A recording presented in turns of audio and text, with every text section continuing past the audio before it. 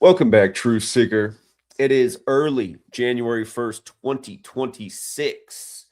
And I want to go over the top headlines, but I also want to start by talking about something that's become very popular in the truth community in the last 6 years. It's a topic that went viral in the time of Cooties 19. And there were even some people who seemed pretty intelligent and respectable who were promoting this theory. And it absolutely drives me insane because I think it's one of the dumbest things in the world that just flies in the face of having any living experience. And to make a long story short, I haven't been sick for almost 5 years. I got sick. And it's funny, it's just been the story of my life. Christmas, when I was a child, I'd almost always get sick on Christmas. This year on Christmas, I woke up just shy of 5 years without being any illness on Christmas with a tickle in my throat. It got a lot worse by the evening of December 26th. And a couple days ago, it became pretty obvious that I probably had the flu because, when you have the flu, you have migraines and your body aches and you're hot and cold. And anyway, I've been isolating from my family. For people to know, I got a young daughter. She's a little more than one and sweet wife. And I've been trying to stay away from them the best I could so they didn't catch what I had. And yesterday was the day they came down with what I had. And my daughter's never been sick before. She never got any pokey dokes. She's been super healthy. And what I love about my daughter, even though she's really sick right now, I just finished cleaning up her puke all over the house. That's how we rocked in the New Year's, cleaning up sweet little girl's puke. But even though she's sick as a dog, man, my girl's just the happiest thing ever. She's still smiling. We were listening to some disco. She wants to dance in the middle of the night, even though she's thrown up. She's a trooper. But again, just this crap of no germs. You can't pass on a cold. Cooties 19 is impossible because you can't pass on a virus. It's just so dumb, you guys. It's so dumb. It's pathetic. Okay. It's incredibly stupid. And like I said, this is the first time in all the years I've been with Sweet Lady where I got them sick. Sweet Lady's always brought home the cold and I gave it to her. And I can almost guarantee you where I got sick from, and it's the gym. And ironically, Sweet Lady's lecturing me and saying, I want you to quit the gym. And it's just like, oh, my New Year's resolution now is to quit the gym. But there was a guy at the gym who just, he was that guy. It's like, why are you here, buddy? He was just coughing and sneezing everywhere, and he had his snot rag in his pocket. He's like blowing his nose all over in the gym and then back to work. And I was like, okay, I respect the grind and staying on the routine, but he was just sick as a dog. And, gyms have recycled air. I can almost guarantee that's where I caught what I got from, because I wasn't going near that guy, but at the same time, we're in the same relatively small space, sharing the same air. But yeah, it just, and somebody's gonna leave a comment right after, Zach, you should read the book about Can You Catch a Cold? It's like, I don't need to read the book about Can I Catch a Cold? I've gone through all of us who've ever lived and weren't sheltered and lived, I don't know where you guys come from who don't think germs are real. We've all had the experience where the flu goes through the whole workplace, or everybody gets sick in the classroom. No, Zach, it's terrain theory. I get it. People who have superior immune systems might survive because they're eating the right things. They got the right things going on in their body. Like I said, I think there was something else I did to trigger illness because I don't get sick that often. I did something I haven't done in a long time. I was given a bag of Sour Patch Kids, and I don't eat crap like that normally, but I do like it. I just like to keep it away from me. But I had devoured a bag of Sour Patch Kids a couple days before I got totally sick too. I think that did something to my immune system because I'm not used to having that kind of junk food and sugar in it. But yeah, again, I got my wife and daughter sick clearly, and I doubt it was that their terrain theory or whatever that crap is that you guys want to promote just also happened to go down at the same time. I'm pretty sure it's because they're living in the same house in close proximity. Even though we tried to isolate, I got something nasty and they got it. So yeah, I do want to start with that rant because it's been driving me nuts for now going on 6 years, listening to people go, no, Zach, read this. There's no such thing as germs. Like, God, have you guys, again, have you guys lived before? It's just unbelievable. Have you guys heard of the branch of science called virology? Yeah, there's people literally that's all they do. They study under the microscope viruses. Again, and to think that that's just some conspiracy theory, virology, you got to be dumb. For decades, these people have just been looking at under the microscope and studying these things, and it's just all been some mistake the whole time. I mean, please. That's why some people just go too far. Obviously, there are conspiracies and lies, and we're going to talk about exactly what's going on today. Notice the stuff that I stick to. It's provable every single day. Like case in point, every year, Christmas, New Year's, all these death and murder rituals. This story about the 19-year-old girl whose body's found, she disappeared Christmas Eve. Her body's found New Year's Eve. We're going to see how perfect it is here in just a second. But look at these top 3 stories on CNN right now. Mamdani. We were all over the Mamdani thing when he won the primary on Freemasonry's birthday. We're going to go over the Mamdani ritual today and how it ties in with the other 2 top stories on New Year's right now. Dozens of people dead at a Swiss ski resort after a fast-spreading fire. Happy New Year's. Let's burn up the visitors in Bankerland. And I think it's a sign of things to come for some international currency. Of course, the Swiss is, associated with the banks. If you've read my first book, you know all about what dollars and cents have to do with 26. But we're going to look at Mamdani, the people burning up at the Swiss ski resort, and the 19-year-old girl, and how all these stories come together so perfectly on New Year's Day. So take a look at this. Take a look. From Mamdani's birthday to today is 191 days. Remember, that's the number for the Society of Jesus. And look at the dead girl, Camila Mendoza Olmos, 191. And where's the ski resort that just burned up? Crans, Montana, 191. And if you're new here, this practice of coding numbers into words, for some reason, I don't know, a lot of people just can't grasp it, even though it's totally elementary. It's based on the alphabetic order. A is 1, B is 2, C is 3, D is 4, E is 5, F is 6, turning the letters to numbers and adding up the words. And also, just like we did, measuring from when it's a celebrity or somebody, measuring from their birthday to the day of the big news story. And why does it matter that Society of Jesus equals 191? Because they are the only reason that we're calling this the new year and saying that it's 2026. The Society of Jesus, who served the Pope, by the way, Pope equals 52, like they invented a 52-week calendar for him. And by the way, what's interesting is today's 239 days after the new Pope became the Pope, and that's the 52nd prime. How perfect. Remember, Francis died on Rome's birthday by the numbers. But yeah, the only reason that we're calling it January 1st, 2026 is because of the Society of Jesus, the only people who are responsible for the calendar and standardizing the English alphabet with 26 letters. So who else could possibly be orchestrating all this crap by the numbers? And like I said, if you look into modern Freemasonry, remember he won the primary on June 24th, modern Freemasonry's birthday. If you look into it, modern Freemasonry was largely created by Jesuit priests, aka the Society of Jesus, where if you want to be a Mason, you have to believe in God. So, again, 191 connects to Mamdani getting sworn in and the dead girl and where the fire happened. But let's look at it more carefully because there's more than just this. Again, Mamdani's birthday, that's the anniversary of them simulating Cooties 19. Remember, that was October 18th, 2019. 19 is a special number to these creeps, just like the girl who's dead is 19. It connects to Jesus in the Roman spelling, just like how she disappeared on Christmas Eve. Remember, Mamdani, when he first took the stage after he won the rigged selection by the numbers, he took the stage 19 minutes after the hour in tribute to the Quran code, where, again, they say the entire Quran is centered on the number 19. Remember, there's 114 surahs in the Quran. A number divisible by 19. What day was the election in New York? It was November 4th, 114, like 114, just like how they gave us Barack Hussein Obama by the numbers on November 4th. Anyway,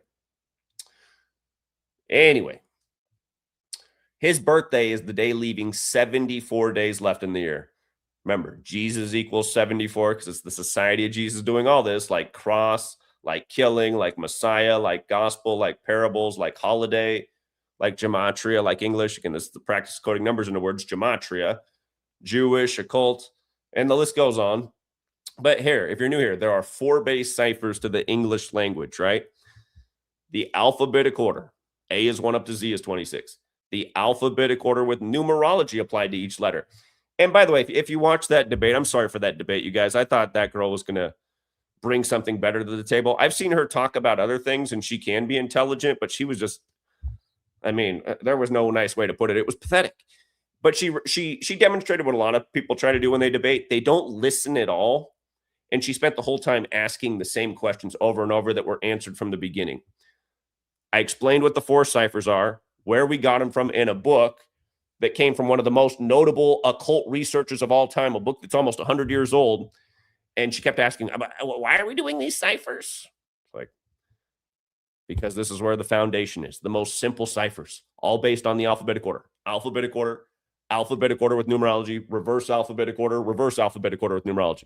And again, once you research it, you start to realize it's a system like it was explained. So anyway, you can see that this girl's name is 19174.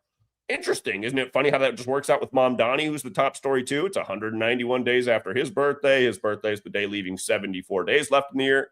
What did my last book show about why the Jesuits simulated Cooties 19 on October 18th and put these same numbers over the whole scamdemic? Again, because these people work in the same repetitious patterns using this knowledge, which again is attributed to Kabbalah, the language of God, as they play God over humanity. And I think it's going to get really bad in 2026. And you know why? If you've read my first book, because the first book I wrote, the first chapter is all about why 26 is so important to these people, how it is the God number, and how it's connected to everything from our money to our anatomy to the stars to the biggest rituals that have ever happened in the history of the world. So yeah, I think 2026 is probably going to be the most special year yet in the time I've been covering this this knowledge. But anyway, her name in reverse is 295. Now, that's the one thing that I'm drawing a blank here on why that could matter. Maybe there is a reason. But notice her name in reverse with numerology is 97. And what did I say at the beginning of 2025?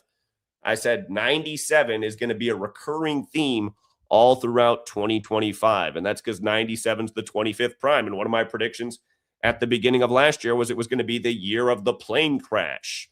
Plane crash equals 97, which is the 25th prime. And again, there were a gazillion plane crashes in 2025, including one on the 97th day of the year and on the day leaving 97 days left in the year. But yeah, the year finishes with a dead young teenager whose name equals 97, the 25th prime. And again, whose calendar are we on? We're on the Roman Catholic Church's calendar. Roman Catholicism, 74 and 97. You can bet your bottom dollar that the young Hispanic girl found dead in Texas comes from a Roman Catholic family, because what Hispanic family in the world isn't Catholic? Again, I love Hispanic people, but I despise religion. And when I look at all these Catholic Spanish people, I think, I mean, can you not just bend the knee? It's just so weak. I mean, don't you realize that your ancestors weren't into this, that the Catholic Church came over here and conquered your ancestors, and now you guys all go along with their dogma? But that's how religion was spread, by the sword and fear. Again, once upon a time, the ancestors, if they didn't convert, they were exterminated. So anyway, here we are in 2026 where nobody knows shit about anything. And even though seemingly half the Western world's Catholic, they don't even realize that the calendar is named after the Pope and came from the military order of the Pope, the Jesuits. That's how lost in the sauce almost everyone is at this day and age. So anyway, moving on. This girl disappeared on Christmas Eve, 74, when again, her name equals 74. And now she's found on New Year's Eve. And remember, Christmas, New Year's, and killing all have this gematria of 38, just like fire, because these people just all burned up in Crans, Montana. And look at the gematria Crans, Montana. 191, 74, also 43. Remember Jesus Christ, they say his crucifixion date, or the world of science figured out that his crucifixion date was April 3rd. And again, for all the people that come around like, well, Zach, sometimes you'll write April 3rd 4-3, but sometimes you'll write it 3-4 too. Yeah, you're damn right I do, because this is how they operate. Jesus Christ 43, if you want to write it 4-3. How about if you want to write it 3-4? Jesus 34, cross 34, murder 34, church 34. Essentially, he was murdered because that was God's plan to save your sins. But sometimes, Zach, you'd say that's the 93rd day of the year. Yeah, you're right. I would. Crucifix 93. The Son of God, whose birthday is celebrated on the same day the Catholic Church celebrates the sun in the sky's birthday, which they say is 93 million miles away. Son of God, it's God's Son 93, Nazareth 93, the 930th book of a Protestant Bibles where the Christian section begins 930. Remember, in Sumerian gematria, Christianity is 930. It's just multiplying the alphabetic order times 6. On and on and on. But yeah, again, just ask yourself, what are the odds? And this goes on day after day. I mean, it's like what we're going on to later this year. It's going to be the 13th year of teaching about this. Just how the news is all themed. You just learn this and you're like, wow, look, like the whole news just lines up through one number. So on the new year, and realize these Jesuits are a death cult, and that's why they moved the new year to the time of natural death in the northern hemisphere when everything's dead outside. And then they give you all these death rituals at the end of the year and the new year. That's why everything's through this 191, which is the 43rd prime, which brings us back to the whole, the 43 being also encoded into where these people burned up today in Crans, Montana, the land of the bankers. And remember, who fled to the Swiss, the Swiss Alps? Who fled there? The Templars. And remember, the Templars are the old military order of the Pope, and that's why the Templar cross is in the middle of the Jesuit order's logo, who are responsible for the calendar, who are the current military order of the Pope. But yeah, how perfect that it all lines up this way.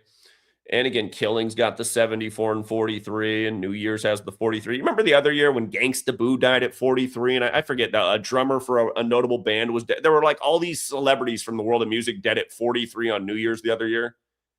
I could go back to that year, but there was like 4 or 5 celebrities from the world of entertainment all dead on New Year's, and like 3 or 4 of them were age 43.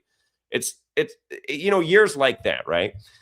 The fact that never goes viral, but everyone's focused on some loser kid who wears magical underwear, who's standing outside a closed daycare facility and going, look, man, this is fraud.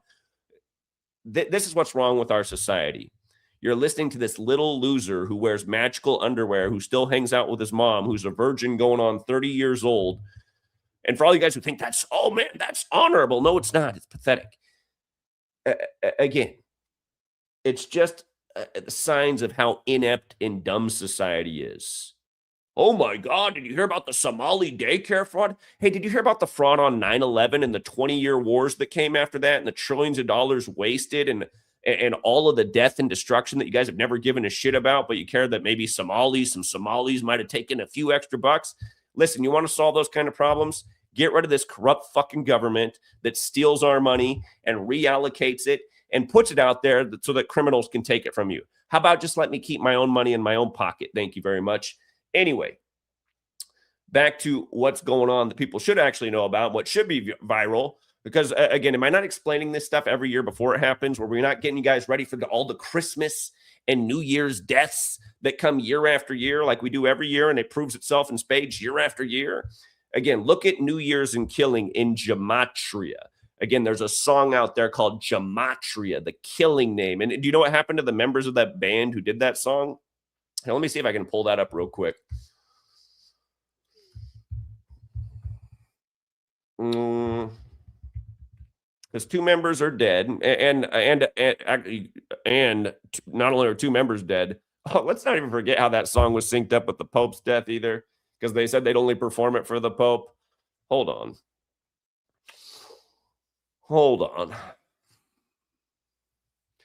Okay. 2 members are dead, and the singer's daughter is also dead. And don't forget, when the singer's daughter died, the singer asked that people send any flowers or cards to the local Masonic temple. Okay. All right. Joey Jordanson died on July 26, 2021, which was a date with numerology of 38. Like Gematria is 38. Like killing is 38. Gematria, the killing name, is their big hit song. Hold on, though, because the other member died at age 38. Paul Gray, Here's Paul Gray, also who died. Joey Jordison, by the way, died at 46. See how drummer killing Gematria English? They're all 38, right? The drummer is usually the first member dead of any band, more often than not. Spinal Tap, the movie This Is Spinal Tap, there's the joke about that, the Rob Reiner film. So, yeah, Joey Jordison dies on 38 date numerology at age 46. And notice where the 46 fits in. Oh, yeah. Paul Gray died at 38, 46 days after his birthday. So get it. One member is dead at 46 on 38 date numerology. The other member died at 38, 46 days after his birthday. And notice, sacrifice equals 46, like Genesis 46 is about sacrifice. And Slipknot, the band, equals 46. Today, all these people that burned up at the New Year's party, they were on the 46th parallel north, as we'll get to. And that what's also interesting is the coordinate for the meridian is 7.4 degrees east. And again, look at killing and gematria. Okay. Do we see the overlap here with killing and gematria? In light of today's fire being on the 7.4 meridian east. Okay. Fire's got that 38. All right. Yeah, and there's the fire. And again, just about this being in Switzerland, the place associated with banks. This has been my thought for 2026, that it's going to get wild with banks and dollars this year. Bank 26, $26, the word God 26 on U.S. currency, in God we trust. Remember, during Cooties 19, a lot of places banned paper currency because they were saying it could carry the virus, it could carry COVID.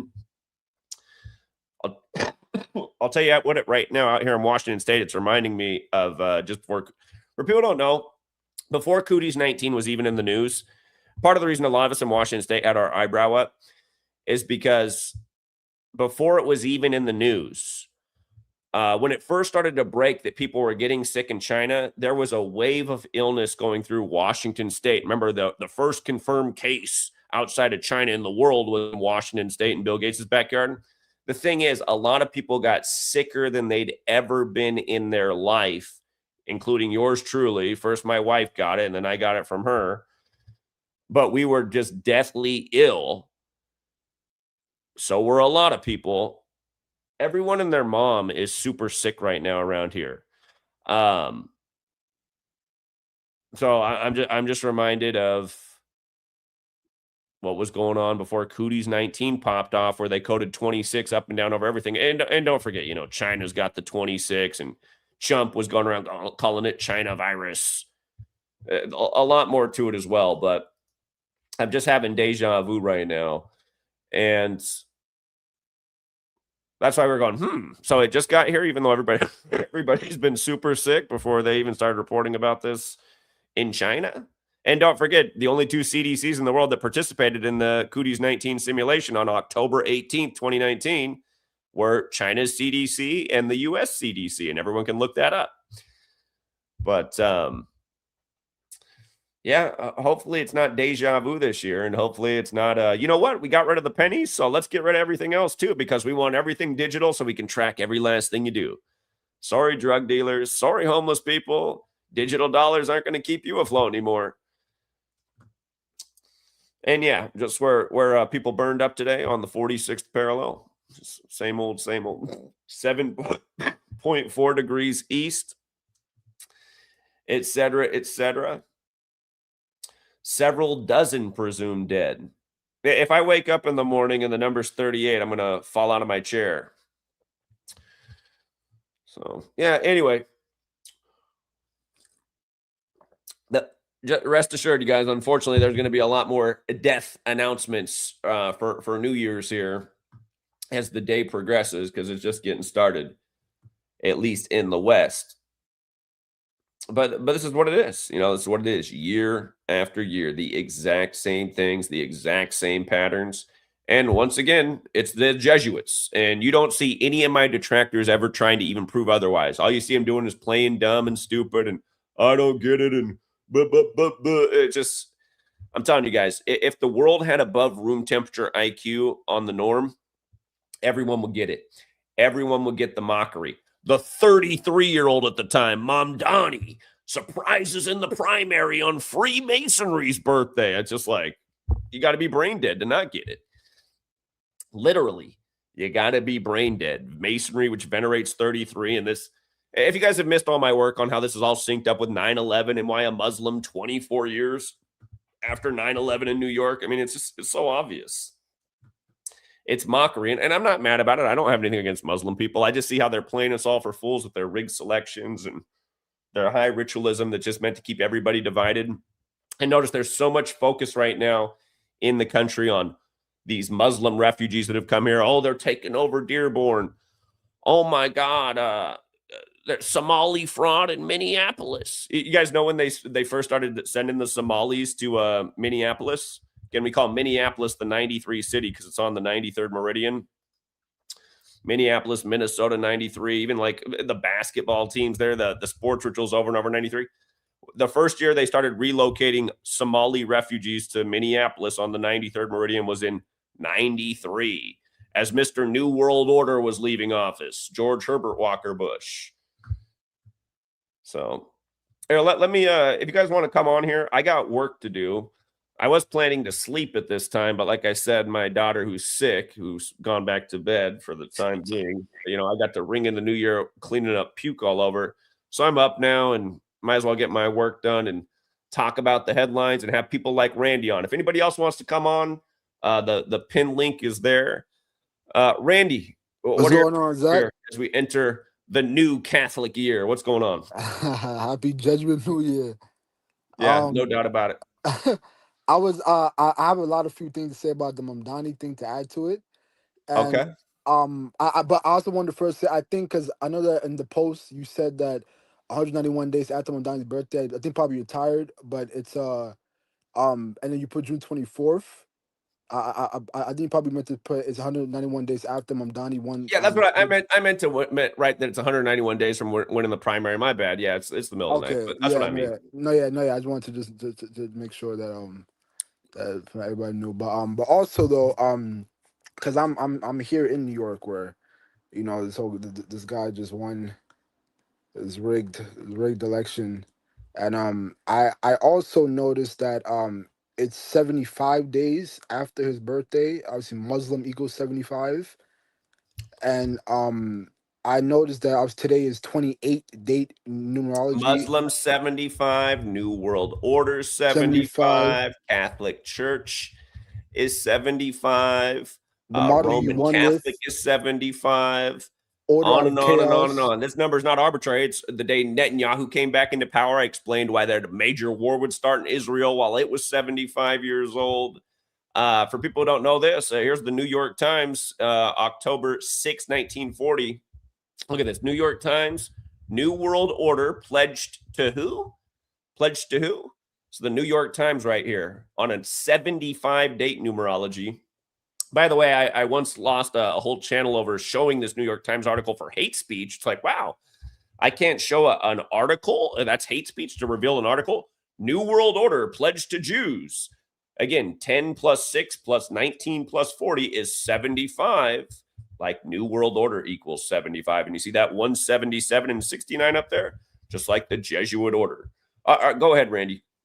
Yeah, so I also noticed that if you go and look, he chose to be sworn in at the old New York City subway station line. That's where he chose to do his swearing in. And that they made sure to say that that original subway station line that opened up, I believe, in 1904, it had 28 stops, right? And Mamdani equals 28, Quran equals 28. He's the first mayor to be sworn in while using the Quran. Makes And you wonder what's going to go down in 2028. exactly, yeah, because he'll still be mayor at that time. Right. He'll still be mayor at that time. Mm-hmm. And I also noticed that they made sure to point that the Quran that he used it belonged to Arturo Schmogberg. That's one of the Quran that he used to swear in. It belonged to Arturo Schmogberg. Kind of reminds you Who of another guy's name. exactly Arturo Sosa. Who's the leader Arturo of the Sosa, Jesuits? leader of the Jesuits. And this guy, Arturo Schmogberg, I looked him up. He died June 10th. Like you can write it as 106. How Muslims equal 106. It's like the reflection of this date. It's like the reflection of October 6th. And Right. it's the other 106 date. And again, it's because they're contriving this prophecy that we're living out. We call it the prophecy code, and it's not real prophecy. It's them dictating world events by this Kabbalistic code playing God. Go ahead. Exactly. And obviously the fact that he won, well, he's being sworn in 58 days after he won the election on November 4th. Freemasonry equals 58. And yeah, him just being from Uganda, and Uganda has that 33 and 114 the day he won the day he won the election in it. And yeah, just a whole bunch of more, just sadly, and no one realizes it. Isn't it No one crazy, realizes man? it. Isn't it? Well, did you watch that debate earlier? Between who? You must not have watched it. It's okay. Don't No. worry about it. On your channel. Right. I saw the link, but I didn't actually watch it though. Yeah, I wouldn't say you missed anything. It was disappointing. Yeah, some of these people shouldn't really know about the But world it's just, systems. she's a normie. It just remind you that these people, they don't want to learn, they don't want to listen. I mean, her question that she kept asking, I answered it like 1,000 times, but she just, I don't know. You just wonder what's wrong with these people. Like, how many different ways can I answer your same question? Why are you stuck on this one thing that's really beside the point? It's the same Uh, thing, man. I try to teach people the whole thing like on my Instagram, and people's response, like they'll swipe up on my story and be like, okay, so I mean, why is it four different ciphers? Okay, I explained to them perfectly why is it four different ciphers. Why four different ciphers? Okay, well, what does that mean? It's just the same. Like it's the same talking points. You explain to them 1,000 times, they still just don't get it. how do you feel about, people? Like, I know people are just trying to be nice. How do you feel about people going around saying Happy New Year? I kind of feel like what we should all do is stop saying it and say, you I know think what, so this too. isn't even the new year. I mean, nothing's a new, everything's dead right now. I feel Mm-hmm. like we should almost protest it and say, you know what, let's get back to let's get back to common sense. Maybe this is part of what keeps us in this just like out of touch, bizarro land that we live in, calling this the new year and the time of death. I Right. almost feel like that's what needs to happen. It does. It does. And again, most people don't realize that this day, January, is named after the Roman god Janus, Right, the two-faced who God, the two which is faced, the what two Bill faced Gates is god. named after too, and that's why Bill Gates said in January of 2010, almost 10 years to the day, a cootie's showing up in his backyard, that we got to reduce the population, and we can do it if we Mhm. do a good job with pokey dokes. So yeah, talk about, and then he's going around smiling. It's like, the song "Smiling Faces" by the Indisputed Yep. Truth. Yep. Yeah, I played that with Bill Gates like 5 years ago. That's who he is, just smiling everywhere while he's talking about genociding you, as he's making money off genociding you. It's sad. It's sad. It's sad. And this whole Switzerland fire thing, where obviously we're about to enter the fire horse.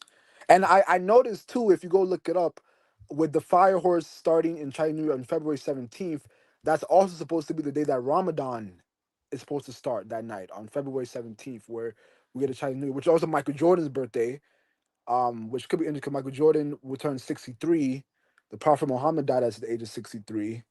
And the whole When Chicago they did Muhammad Bulls. Ali. Yeah, right. Yep. By the Muhammad way, just Ali. another correct prediction. I said 4 years before he died why he was going to go at age 74. Go I go remember ahead. that.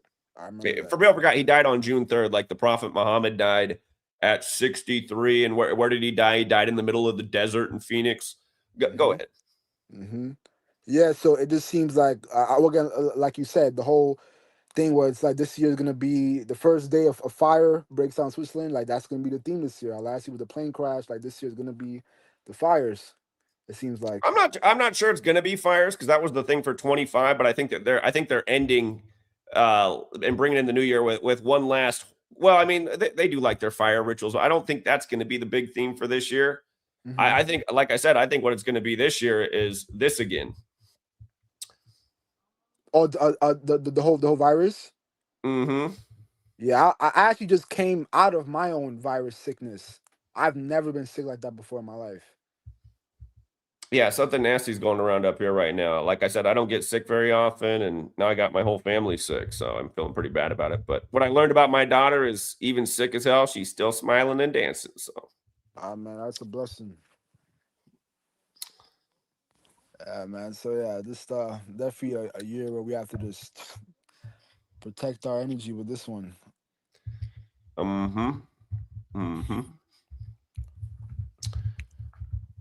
Anything else you want to throw out there, Randy? No, that was pretty much it. That was pretty All much right, it. man. Good to hear from you. Thanks for being the first caller of the No new problem. Catholic year. The new Catholic year, no problem, man. So definitely take care, and we'll probably be back later on today for more scripted news. All right. Oh wait, Appreciate it. wait, sorry. One more thing I wanted to add. The whole Anthony Joshua thing.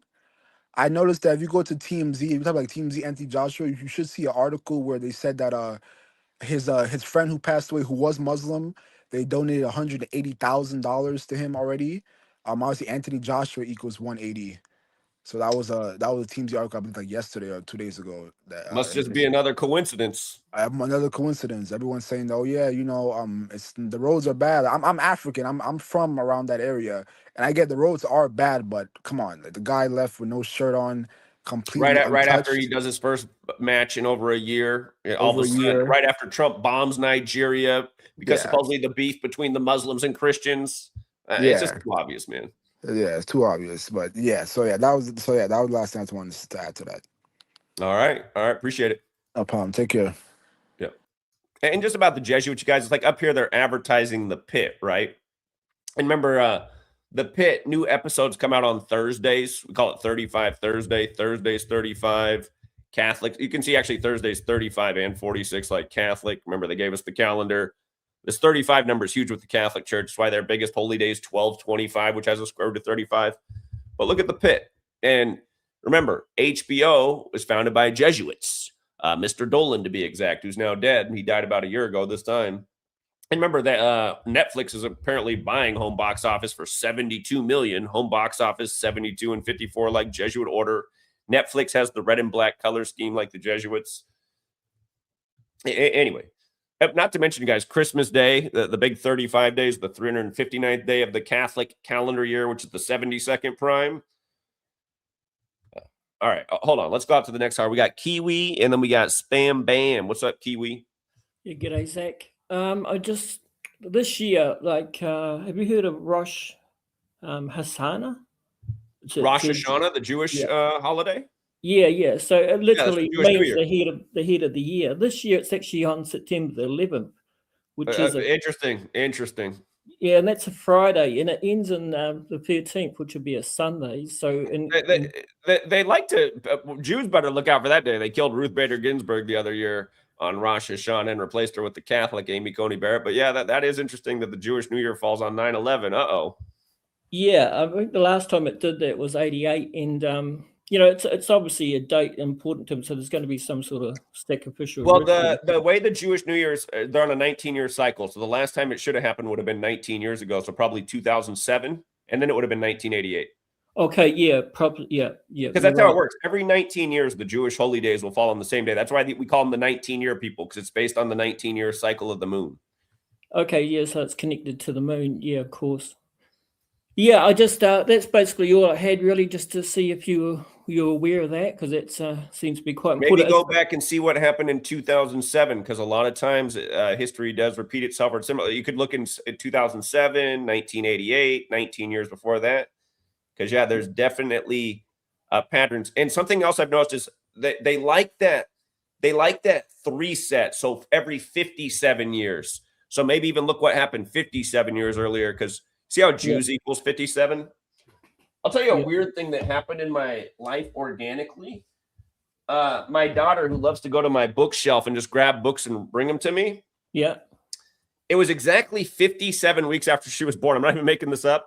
She grabbed this book off the shelf. Can you see what book this is? I haven't actually got the screen. Hold on a second. Yeah, I've got the screen on. Yeah. Let me make it bigger real quick. I'm not making this up, you guys. It was exactly 57 weeks after she was born. She was born on a Saturday, and she grabs this off the shelf and brings it to me. I was like, what in the hell? This is the Martin Luther book. Yeah. Can you see what it is? Yeah. What is it on the Jews? and their lies. That's one of Martin Luther's texts. Yeah, I'm actually in Germany, Zach. I'm a Kiwi, but I've been to Yeah, university. so yeah, Martin Luther. So yeah, you know, man. But yeah, I just thought, how is she going to grab that off the shelf and bring that to me today? But anyway. Sometimes it's organic, you know. And I've actually been to Wittenberg, where he actually nailed that thesis on the door. It's still there. There's a copy of it on the door there now. The thing is that he's from that was in Wittenberg, which is in East Germany. It's by Dresden. But at the other end of Germany is Gotha, and Gotha is spelled Gotha, and that's where Adam Weishaupt is from. And the Wittens ruled that area where Adam Weishaupt from. So the Wittens are Holy Roman Empire. They ruled the area where Adam Weishaupt came from. And well, actually, he came from Ingolstadt, but he died in Gotha. And Martin Luther was from Wittenberg. So it's the same name, but different areas in Germany. So it's all connected. That is very interesting. Yeah. And also, like 911 is the 111th day remaining in the year, isn't it? It's the two. Correct. And this year is 26. And there's three basic gematria ciphers in Hebrew with A. So A is called the Aleph, and it's made up of 2 yods and a bar. And a yod is worth 10. So 2 yods are 20, and the bar is 6. So just the shape of the letter creates the number 26. Very interesting. Yeah, the word alphabet comes from the Hebrew first 2 letters in their alphabet. Yeah, Aleph and Bet. Yeah. Mm-hmm. The A and the B, that's the 1 and 2. That's why you see the 201, because they read it backwards. They read the other way to English. So 201 is connected to A, and B means father. A and B means father, huh? Yeah, in Hebrew, yeah, it means father. And that is very interesting. And it would go with how in English Catholic Pope is 201 because they refer to the Catholic Pope as the father, and which is a desecration in the Bible because you're only supposed to refer to God as father. Yeah, the Bible. It's funny that. And also that the word Aleph, if you spell it out, it's A-L-E-F. Those numbers in Hebrew equivalent to 111. So there's 3 basic gematria values in Hebrew: 1, 26, and 111. And of course, 1 and 26, you know, they show up all the time. But this year could be quite significant with 9/11 being 111 and on the year 26. Yeah, I suspect it will be. 26 is a big boss number to these people. So yeah. All right, mate. Thank you for taking my call. All right. Appreciate you, Kiwi. Yeah, guten Tag. Tschüss. Yeah, take care. All right. What's up, Spam Bam? Hey, good morning. I hope everything's going well. So there was something I had saw that you was referring to, not with the caller that just got off, but with the one prior to. You said something about Cooties coming back part 2, 2026, huh? And I was wondering if you ever saw a cartoon. I'm pretty sure you've covered this before. You may have come across it, more likely than not. But it's an old cartoon of a snake. The word vaccination on it saying "do not vaccinate," something to that effect. Old cartoon with a snake on it that says "do not vaccinate." Yeah, and it's chasing after a mother holding a child or a baby. I'd have to look this up. I'm not aware of it. And the reason I asked is because I had ran into it, and if I'm not mistaken, correct me if I'm wrong, I think the year of the snake is supposed to end sometime February of this year. So it just made me wonder about that. So I don't know, but here's what the Google AI says. It says the image you are referring to is a prominent anti-vaccination propaganda cartoon from 1892. So yeah, people had the right idea back then as well. What they call propaganda are the people who were on top of things. Okay. yeah, but yeah, I'm going to keep this really short, but I just wanted to bring that to not just your attention, but to everyone else's as well. Just, just to see you definitely could be on to something. I'm going to definitely be keeping my eyes open from here on out. My dad is heavily against vaccination. He's been on that. So I'm already knowing how that can go.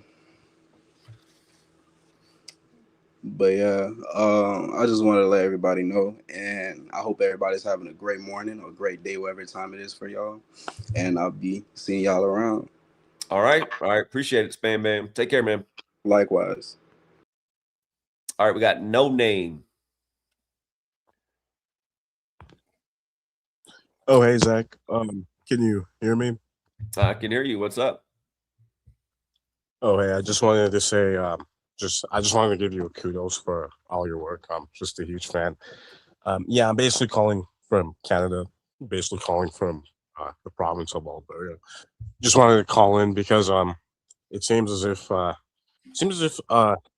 would say for sure like 2026 is definitely going to be a big year for the USA and Canada, as you mentioned in your streams from the past. You know, like dollar equals 26. Trump, he's mentioned sometime in 2025. I think that was like at the beginning of his second term. He was talking about how he wants to make the USA capital in AI and crypto. And if you saw what happened this year, he decorated the White House, you know, with a lot of gold, but gold was going high, and that's because the dollar is just going down. And the funny thing about Trump is he's gonna he's gonna address the World Economic Forum this year in January. I think he's gonna be there January 19th, and that's basically 7 months and 5 days after his DOB. And you know, New World Order equals 75. I think Catholic Church equals 75, if I'm not It mistaken. does. New World Order, Catholic Church, Roman Catholic, Order out of Chaos. They're all 75. Yeah, and also it's also 31 weeks and 2 days after his birthday, just like Another you know the 312 thing. Chicago, yeah, the Chicago area code. It seems because like we just had a new pope, and he's American and he's from Chicago. Seems as if I think they're gonna tie in Chicago with I think the dollar because I do know the U.S. government um they're trying to introduce stable coins, and they're trying to. I'm not too sure if they're gonna roll out a digital dollar, but that's something they do have in mind. And obviously, we saw this year with Trump deploying. He deployed the National Guard, in LA, deployed the National Guard in Chicago. I think for sure LA and Chicago could be like pilot zones for like a digital dollar. But from what I'm hearing, it seems as if there's gonna be a crash in 2026, and it seems like from what people are saying, they're saying it's gonna be at the end of the year. I think like probably like September, October, and I Like think probably in the fall. yeah, and I think that could be like a I think that's a pretty reasonable time for the cabal because obviously the world there's going to be a lot of distractions this year. I mean, we got the Olympics that's going to kick off in February, but um also we also got the World Cup. The World Cup's going to take place in June, and World Cup final July 19th, 2026. And I mean, that's obviously a huge distraction, to keep people distracted. But the reason why I bring up Canada is I mentioned in the past about Alberta. Like currently, there's so basically I live in the province of Alberta, and I mentioned earlier like there's a huge separatist movement in Alberta because Alberta is a conservative province, and a lot of people are just fed up with like the liberals because Mark Carney he won in 2025, and that's the fourth mandate for the liberals, and I know Alberta definitely has oil, and it seems as if they're trying to merge the cabal for sure. They're trying to merge Alberta with the USA because Trump he's making all these he's trying to get Greenland. He made uh, he he made a claim towards the Panama Canal, and I think the USA is probably going to invade Venezuela pretty soon here before the oil. But yeah, Alberta has a lot of oil, Just so for the record, the history of the U.S. involvement in South America is just fucking up these countries with CIA involvement.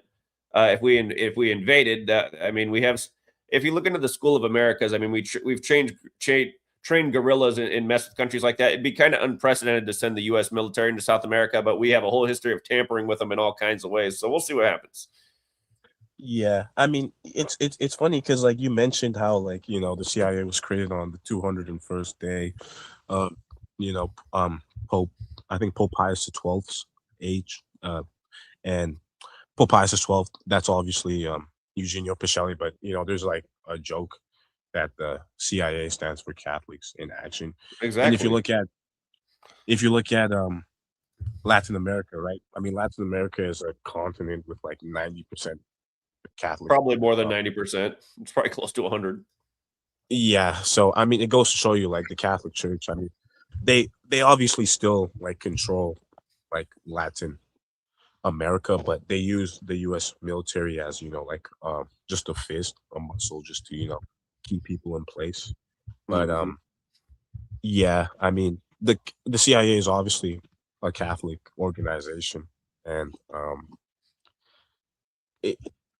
they're definitely going to use the U.S. military, to essentially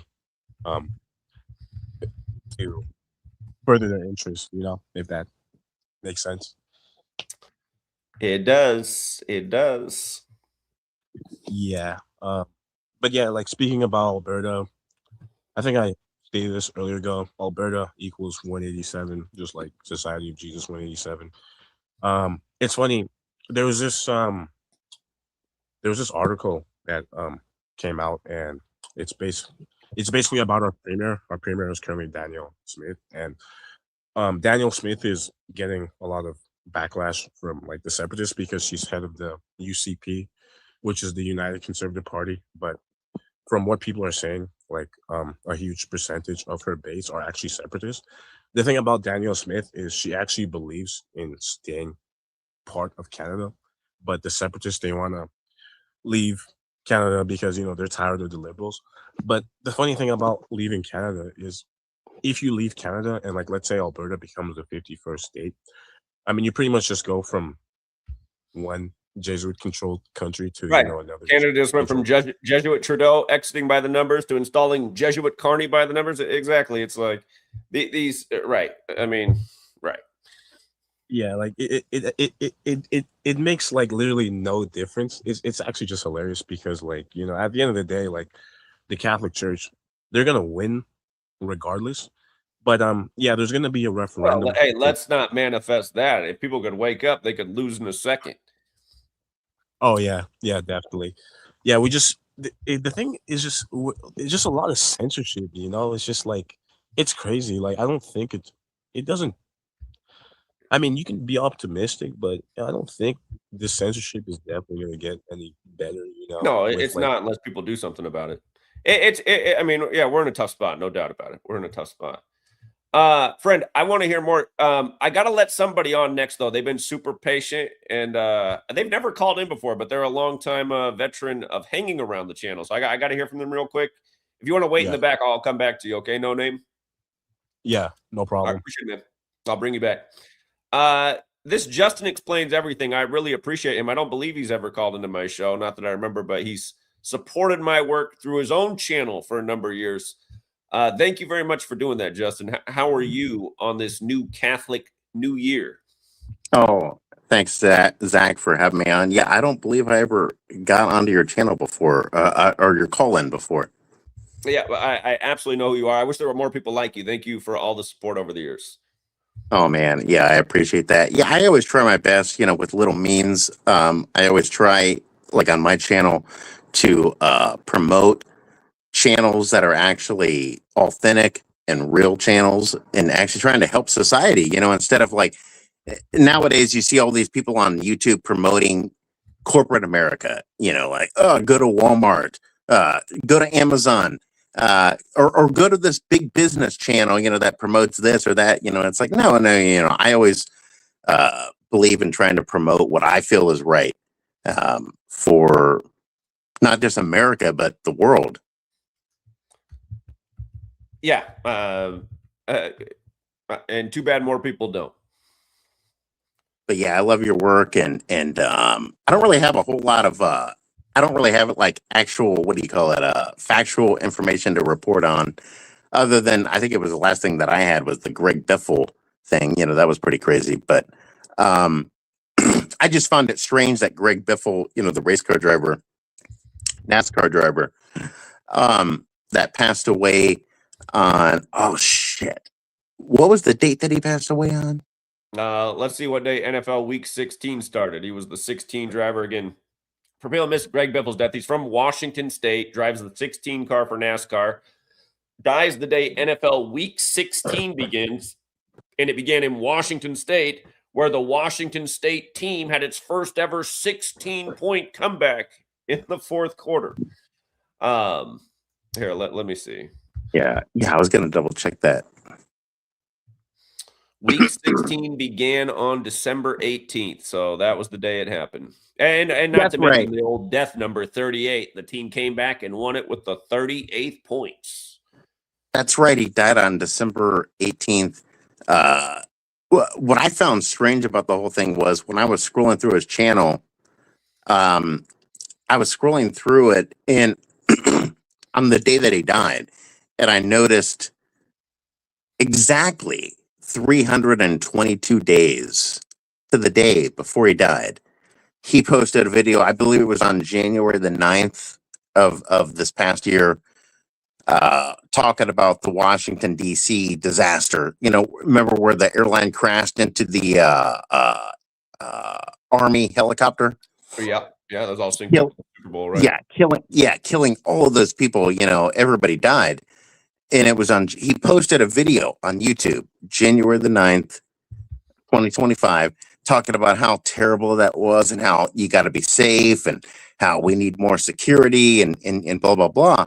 And then I found it strange that since he posted that video on the 9th of January, he died exactly 322 days later on December 18th to the day. In a plane crash, just like what he was talking about, a plane crash. I thought that was really strange. You said it was Right. 322 days? Yes, exactly, to the day. Which is exactly 46 weeks too, like sacrifice is 46. Yes. Yeah. Now, isn't that bizarre? Isn't that a little bit bizarre? The other thing that I find, somebody sent me a really long decode on his death and how it's tied in with the lawsuit that he did with Jordan's racing team.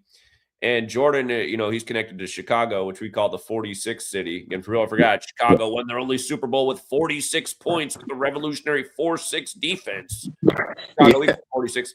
So I'm going to have to look more into all these angles because, yeah, there's something deeper going on here.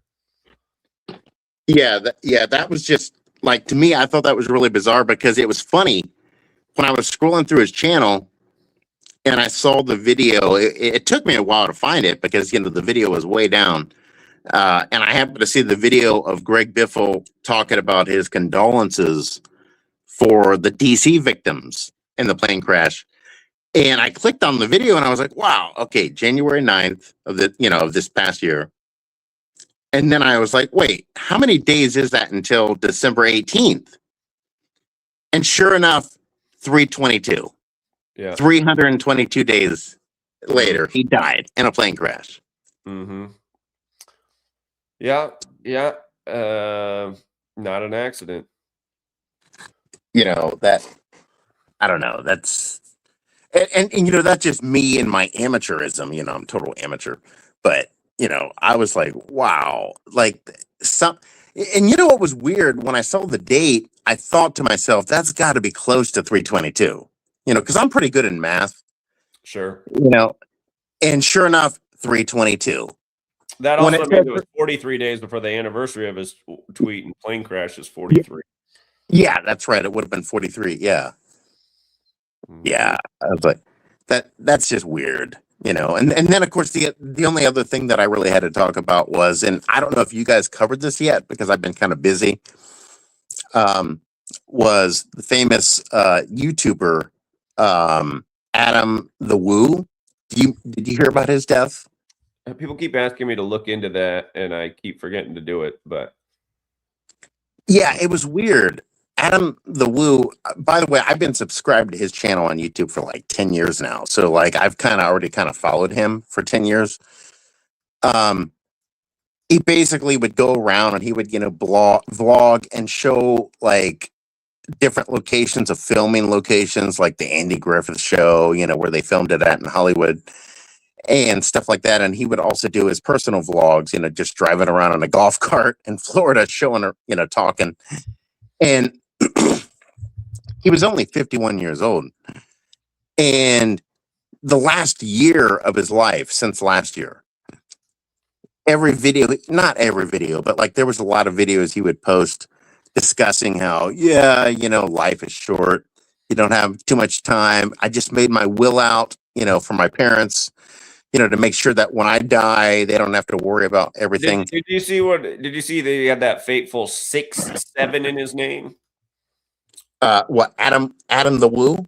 David Adam Williams' birth name in the year of the 6-7 mean. Isn't it annoying for how long I've taught about 67 and killing people, and this year it's the big meme and they act like it has no meaning? No, his name is 67, just like blood sacrifice and human sacrifice. Yeah, dude, I didn't even catch that because you're right. Yeah, his actual name was David Adam. What? The other thing that stands out is the day he died had 79 date numerology, just like murder's 79. Yeah, he died on December 22nd this year. Last year, 2025. A date with 79 numerology. Did he do anything involving Trump? Was that a topic he covered? I don't recall him covering Trump because he mainly, Adam the Woo mainly just covered like fun things like Disney. He would always go to Disneyland and Disney World in Florida because he lived in Orlando. He died on 79 date numerology. I associate Orlando with 79 land. Orlando has that triple overlap with murder too.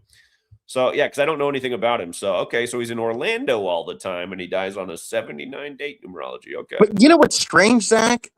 Even though he was living in the Orlando area, the specific city or town, I guess you would call it, that he lived in when he died 10 days ago now was a town, and I'd never heard of this. And I used to live in Florida, and I never even heard of this town. But the town was called Celebration, Florida. Celebration, just like you would spell celebration. That's the town he lived in when he died. Celebration, Florida. I never even heard of that town. Celebration's also 67. Yeah. 193, the 44th prime, like kills 44. The lesser date numerology was 59 the day he died on. Celebration FL's 59. See this all the time. The location links up with the death. So yeah, I can look more into it, but I think we already hit on some key points, realizing that he spends a lot of time in Orlando. And he's the big Disney, so he goes to Disney World all the time, is what you said? What was that? You said he goes to Disney World all the time? Yeah, he would always vlog in Disney World and Disneyland. The exit there in Florida for Disney World is exit 201. Oh, really? I didn't know that. Yeah, and Walter Elias Disney's 201, and his birthday's 201 days from his brother. So 201's big with the Society of Jesus, as we know, and Society of Jesus has that 79 also. He's on the. Was he a successful YouTuber? Yeah, I think he had like a couple million subscribers, combined if you count both channels. Probably, honestly, just like, celebrity, social media has a lot of celebrities now, probably made a good bundle of cash. You see what it is when you're not in the cabal. You get your channel deleted all the time. You get shadow banned. You have almost zero success on the platform. Like you. Yeah, just exactly. Like you. Yeah. It makes me wonder if like guys like Adam the Woo, David Adam Williams, it makes me wonder if he was a part of it, and maybe they just I would say it's highly possible he was. Oh, look at this. He died on the 83rd day of Disney World's age. Have we ever talked about that number with suspicious deaths? Wow. So he died on 79 date numerology on the 83rd day of Disney World's age. Wow. And he always used to say in his videos, I would love to have met Walt Disney, the guy that created Disney. He used to always talk about that in every video. I want to meet Walt Disney. Disney World's 54 years old right now. You ever heard of that number before? What was that? Disney World's 54 years old right now. You know that one? 54. Cable 54. They live. You put on your glasses. You see Cable 54 running the show. Oh, yeah. Yeah. Yeah. Adam the Woo, Mr. Disney World. Okay. Yeah, he was a crazy Disney fanatic. And a lot of people used to make fun of him for that. They'd be like, why is he always obsessed with Disney? and everything. The only reason why I subscribed to his channel for 10 years was because he used to do some cool tours where he would go to like filming locations, you know, and like show like, you know, where they filmed the Andy Griffith Show in the 60s. And I thought, oh, that's pretty damn cool, you know, showing the locations. Did he ever cover how the Andy Griffith Show on Christmas dropped the assassination preview for JFK? No, I don't think he ever talked about that. You know about that, right? Wasn't that where Andy Griffith himself was pissed off that JFK was assassinated and punched a hole in the wall? No, the Christmas episode from 1961, the year JFK became president, is busting a bootlegging family at 411 Elm Street. Like the Kennedys were a bootlegging family, got wealthy off all that liquor they brought down from Canada, and then JFK supposedly gets shot from 411 Elm Street. Not to mention assassination equals 411, but okay. Oh, I honestly did not catch that. I did not know about that, but that's like very, very interesting. I didn't know. Yeah, for everybody who didn't know that, look it up. Andy Griffith Show, Christmas. Remember when JFK was announced dead? They said some 38 minutes ago. Now JFK's niece is dead at 35, like he was number 35, 30 days after they announced her terminal cancer. So now, one question I was going to ask you in terms of like, you know, I know all the years I've been following your channel for about, I don't know, 10 years, but the one thing that I was wondering that if you would know the answer to, if you go back to like old Hollywood, old fashioned, you know, Hollywood, you know, days of the Andy Griffith Show, which I think aired from 1960 to 68. Do you think that like in those days it was clean and appropriate television, or do you think it was still kind of brainwashing television? You know, like the Andy Griffith Show was always brainwashing to an element, but I mean, you just you look at what it is. It's like first they got to hook you, right? So it's a lot more decent. I mean, just look at the progression of music. You know, songs in the 50s. It's hard to look at those and be like, wow, I mean, that stuff's really gonna rot your teenager's brain.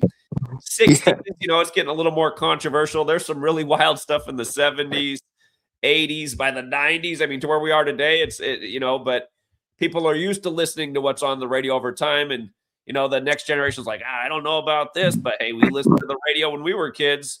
It's like, hey, teenagers growing up on the radio now are hearing a way different message than what their grandparents were in the 50s and so on and so forth. So I feel like it's just kind of the way, you know, it's just like slowly turning the temperature up. Until it kind of reminds me of weaning people, like weaning. Yeah. You know what I mean? Like weaning your kids onto television slowly, gradually, and then be like, "Oh, it's innocent. It's innocent.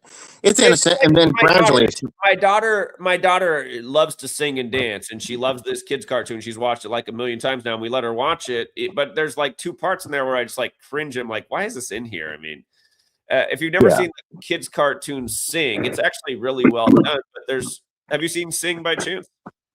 No, I haven't seen. I mean, if you watch it, it's actually pretty entertaining. It's well done, but there's two songs in there that's like, okay, they had to put this in the kids movie. You know, this one guy's saying, "Come, my lady, come, my lady." It's like, come on, man. I mean, like we all get with that references to adults. Does this need to be in a children's movie? And then they got the Sir Mix-a-Lot "Baby Got Back" with all these little bunnies shaking their little asses, like how we all know how rabbits are always effing. It's like, come on, man. We get these references as adults. Does this need to be in a kid's movie? Just like how Disney always sneaks in the sexual symbolism too. So yeah, you see how the world of entertainment does this. I mean, is a 1-year-old girl picking up on that? Probably not. You know, my girl just likes to dance and sing along to everything. But yeah, but over time, you pick it up. Over time. And I think it is how they wean people in and slowly but surely program people over time. So slowly it's basically like brainwashment, you know, slowly, you know, over time, you know. Now granted, it's not an overnight thing. It's not like your kid one day is going to wake up and be a slut, you know, but or maybe they will. I mean, or maybe. But yeah, it's just, you know, I don't know. I've always found that stuff fascinating because I remember one time, you know, I want to say one last thing before I get off here. I don't want to, you know, waste all the time.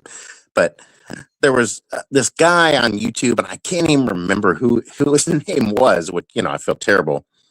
He was talking about how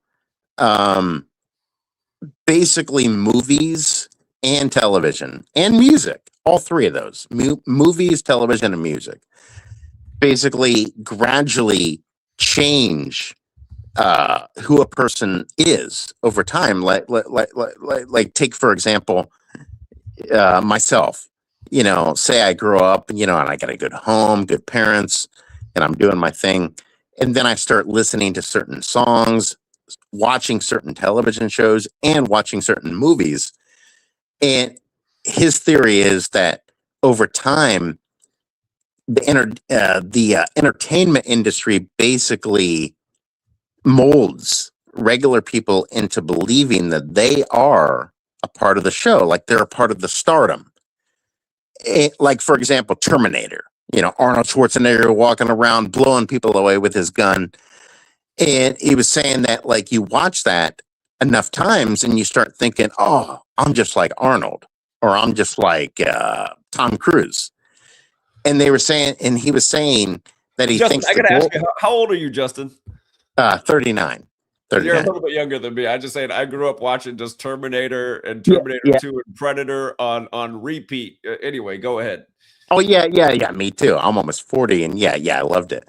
And anyways, he was basically saying that he thinks that there's a conspiracy, which I believe it, that people are watching these shows, these television shows and movies and music, and basically their own personality of their natural personality of their self is changing and dwarfing into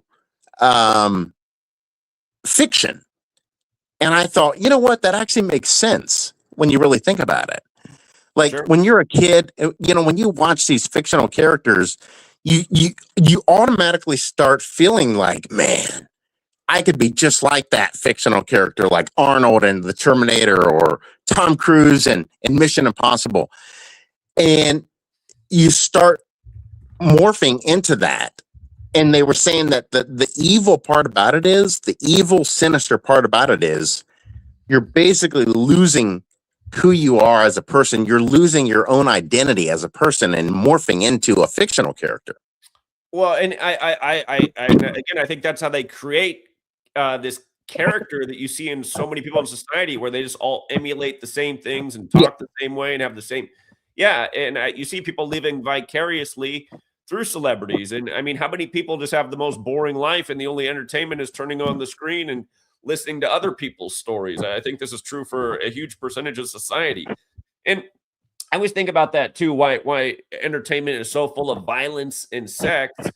And I think it's because there is obviously something that's natural about violence. You look at the natural world. I mean, the predator-prey relationship, there's creatures out there that are fighting for survival every day. There's other creatures that are imposing all the violence because that's how they feed themselves every day. I think our world used to be a lot like that when we lived more in the natural world rather than civilization, where we're in these comfortable buildings and all this. I mean, what we are now. There's something about our old ways that have been diminished because we don't really have them in our environment now. So we're kind of living them out through watching the screens and watching all these. I mean, look at what percentage of entertainment is just like packed with violence. And I always thought it was weird, just sex scenes in movies. It's like, what's with watching other people have sex? Like, why does this even need to be in here right now? So anyway. And of course, I think people had a lot more sex before religion. Religion came along and said, oh, sex, that is what? You have an impulse, you're attracted to that person, you're bad. The only person you have sex with is the person you get married to under our house, and you come pay us all the fees, and we get a whole bunch of money off it. And then here we also run the lawyers over here too. So you divorce, you make even more money off it. I think we've all submitted to this scam, and that's why they know how to manage us so perfectly. And we don't even realize what's been done to us. Exactly, dude. One last thing before, because I'm going to get off here, but one last thing. You brought up the point about how, it's weird that, we have to watch certain things on television, and I agree. It's weird that, like, people actually sit in their home their living room, their bedroom, whatever, or their phone, and they watch another person live their life.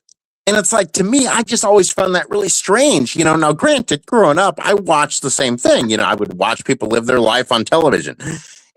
But as an adult now, I always look at it and I think, isn't that weird that we watch another person living their day-to-day life on television and we're like, wow, look at him. He ate popcorn today, or he went on a date tonight, or he did this with this woman. And it's like, isn't that kind of strange that we're obsessed over watching other people? There's another reason I think it's kind of like this way too. I'm just going to use my own life as an example. We're not allowed to really live in this society, I don't think. Well, again, we're from a young age, we're put in slave school, as I like to refer to them. We sit at a desk and we learn all this bullshit, so they indoctrinate our mind. And then we have all this authority over us, governing us and telling us what we can do. And if something bad happens to us, we're not supposed to really resolve that situation. We're supposed to call the authorities and have them take care of it for us. Like, for example, when I helped out my neighbor back in 2014, gave him some money to borrow, and he got all excited and asked, hey, do you keep money in your house? And I said, well, I have a little rainy day fund. And the next thing I know, the first minute I'm out of town for a second, I come back and my door's kicked in and my whole house is ransacked. And I could tell he ran off because it was obvious he robbed my house, the same guy who I just helped out. You know this. Have you heard me tell this story before, Justin? I'm not sure. The only story I remember was when somebody, I think, attacked your home. Didn't they knock down your place? They drove into your 2016, where I had a car crash through two walls of my house. Car crash, yeah. That was another beauty. But no, this is my neighbor who robbed my house in 2014 and then disappeared for 2 weeks. And then he came back into town and he bought a brand new truck. He just happened to buy the exact same truck I had, the make, model, and color. And the day I got that truck, he was super excited and asked me to drive him around. And he's like, man, I'd like a truck like this. Well, I ended up buying the same truck with my money. I used to have a lot of money in my house because I used to run a nice little cash crop business.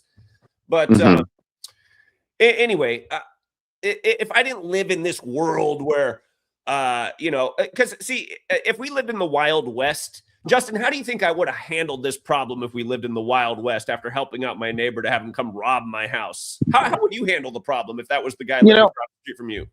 If this was the Wild West, you probably would have shot and killed the dude. And that would have been the end of it. To do that? No, you wouldn't have been. Exactly. You wouldn't have been. But here's what happened in the world we live in. When he came back, because he skipped town for 2 weeks, and this is the guy who never went anywhere because he didn't have any money. When he came back, I walked across the street and I didn't threaten him, but I said, hey, Paul, I said, whatever money of mine you haven't spent yet, do you mind bringing it back since, I kind of helped you out there? I gave this guy $5,000, first of all, to help him out. And he said he'd eventually pay me back, but that's a pretty nice thing to do for somebody, to only have him come back and rob your house. So I said, Paul, why don't you bring back whatever you haven't spent yet? And he did this grin and said, I don't know why you think I got your money. This guy just bought a $30,000 truck with it. I had a lot of cash in my house for my little cash crop business. But again, just the grin and why he said that. And I just thought, this guy, man. I said, okay, Paul. So the very next day I get a knock at the door and I answer the door, and who's here? The cops. And what are the cops telling me? They're saying that I'm being served because my neighbor has filed a restraining order. And I thought, for threatening? I said, you got to be kidding me. I said, you see that brand new truck in that guy's driveway? I said, you guys know how my house just got robbed. I said, it's obvious he did it. I said, he has no money. I said, I just loaned this guy $5,000 to help him out with his financial problems. Now he's bought a brand new truck after skipping town and he disappeared from town the day my house got robbed. So anyway, the reason I'm even telling this story is because, see, I had to fight. Oh, by the way, for people who don't know where this story ended up, this guy starts harassing me and eventually gets me arrested. I still remember what day I got arrested. It was March 7th, 2015, after putting up about with 4 months of this guy trying to piss me off after he filed his restraining order, which he got upheld, which is another thing that annoyed the shit out of me, the fact that the restraining order was upheld when this guy was the criminal. Anyway, on March 7, 2015, I was mowing my lawn for the first time in the spring, and he's outside talking all this shit across the street, trying to get my attention. And I finally told him to fuck off and go back inside because we literally live across the street from each other. He calls the police. I have 10 cop cars. Well, actually, it was 5 cop cars show up with 2 cops each. I had 10 police surrounding me. And they asked me what happened. And I said, well, you know, the guy who you never did any investigation, who robbed my house, who now drives the same truck as me, which he bought with the money he stole from here. I said, he's out here all day trying to talk shit across the street to me. And I finally told him to fuck off. And they said, oh, so you talked to the neighbor who has a restraining order against you? And I said, well, I asked him to leave me alone. And they said, you have the right to remain silent. You're under arrest. So by the way, you guys never talk to the cops. I didn't think I was going to get arrested for that because anyway, I ended up getting arrested. But the point is, because we can't do anything about these situations and we live in this bullshit world, that's where we go turn on Predator or Terminator to get out the violence that we should be able to carry out. And I hate this whole fake society. Like, violence, Zach. Violence isn't the answer. Bullshit, it's not. This fucking loser deserves to have been buried into the ground over a decade ago. This is the human piece of shit that I guarantee you who has gone through the world and caused even more suffering and stolen from more people. And here's the thing that I didn't even realize. When he was living across the street from me, I thought he was married to the woman who was in the house with him. Turns out they were just dating. These people are 20 years older than me. She kicked him out for a little bit, but she brought him back. But when she kicked him out, she came over and she said, you know, Zach, when we first started dating, all of my jewelry disappeared. And I always wondered what happened. And I thought, oh, God, you couldn't figure out this fucking losers who stole your jewelry. But anyway, she essentially brought a criminal in the neighborhood. This guy stole from everybody. He took from everybody. He stole from everybody. Exactly. Just a scumbag. That's why this whole world we live in where people just believe all this bullshit. What do you mean, Zach? We're not supposed to kill people. Haven't you read this book that was printed for us by the authorities who start wars and kill all these people and have all these rules that you got to follow, but they don't? It's like just dummies can't see through this. No, there is a time and a place to kill because there's sorry-ass pieces of shit like Paul who, again, should be in the ground. If all of us were allowed to do our God-given abilities, realize, you guys, I've always said the same thing about, you look at the world, there's a reason that we can so easily die. There's a reason that Creator made it so that you can easily take out another person. It's not because you should just be going out and killing people to and fro. It's because there are some people in the world who are really bad and they need to go. Like the people who govern over us for the most part, too. And that's why we were given the First and Second Amendment and the ability to protect ourselves from tyrants, which everyone thinks is some kind of wackadoodle idea in 2025 when it's never been more relevant. But no, it was one of the hardest things for me back then when this happened to live across the street from this guy.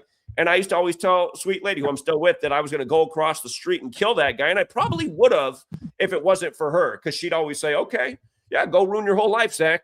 Go ruin your whole life then. Go ruin your whole life over that piece of shit over there. If I didn't have her in my life, I probably would have buried that guy in the ground and I'd probably be in a prison cell somewhere. And I might not regret it either, because I would have known every day I'd think like, well, I got rid of a fucking scumbag. Now, do you know if he's still around, that guy, or? So what's funny is, again, where I used to live, that's where, have you heard me talk about my twin sisters who were my neighbors there? Yeah, I think I've heard you talk about that. I haven't lived in that neighborhood since 2018, but in the time I've been gone, that woman has kicked him out and brought him back and kicked him out and brought him back. Apparently, he's finally been kicked out for good and been gone for about a year. But I always joke that this guy must have the biggest dick or something for her to keep bringing him around. But he's finally gone, and he's an older guy now. I mean, he's over 20 years older than me, so he's in his 60s now. It's just, he shouldn't be walking the earth. That's the problem. Yeah, you know what that sounds like? The dude, not only is he a con man, but he's a freaking burglar.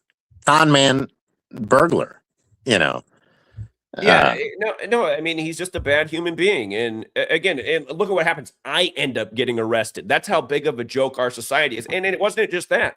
Because of Washington State's laws, I wasn't allowed to own guns. Not to mention he stole all my guns, but then I couldn't buy any more because he had a restraining order. That's how dumb it is. It's like, look at this. I get robbed by my neighbor. I go to jail and I lose my right to own a weapon. Now, because I don't live next to him anymore, I don't have that problem. But as long as he was my neighbor, because of the distance of our home, I wasn't allowed to own guns because of the law. I just can't believe that is just terrible. That, like a neighbor, what are the odds of that?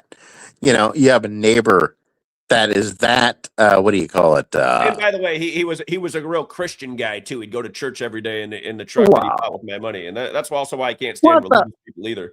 Wow, that really pisses me off. It's like, wow, this dude proclaims to be a Christian. Claims to be a Christian. Most of these You know. Christians are just like him, just total frauds. You know, and and Zach, one last thing that I was going to mention before leaving. Do you think, like, in your opinion, you know, because I've heard conspiracy theories, I don't know whether they're true or not. Remember back in the day, Iraq, Saddam Hussein, the president of Iraq. I definitely know what Saddam Hussein is. Yeah. Some people say, oh, he was a plant. He was a CIA agent, blah, blah, I blah. would say he was. His whole pulling him out of the hole in the 33 ritual. I would say, yeah, he definitely was a plant. It's the New World Order, man.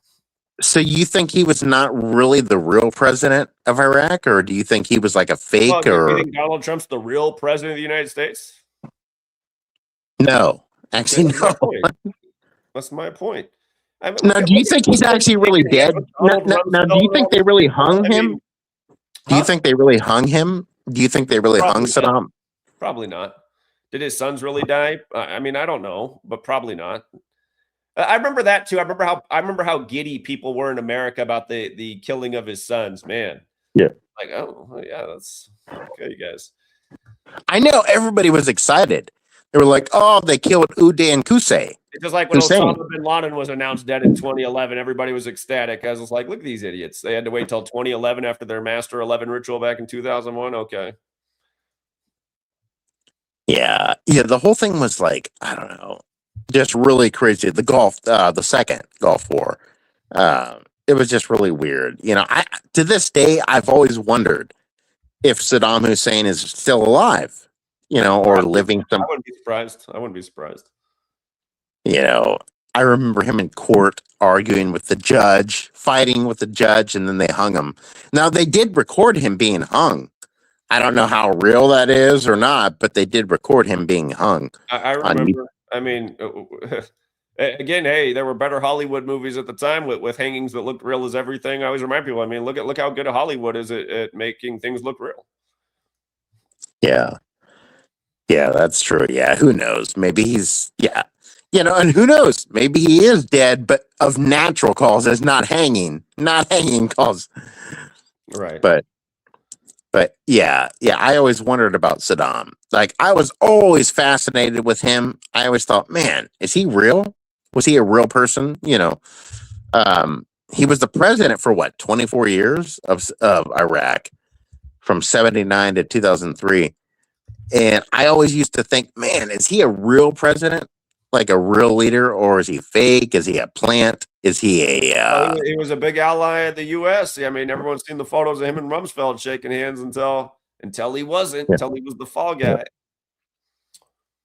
Yeah, he was one of those. Again, all these celebrity deaths between New Year's and Christmas. He died right before the end of the year.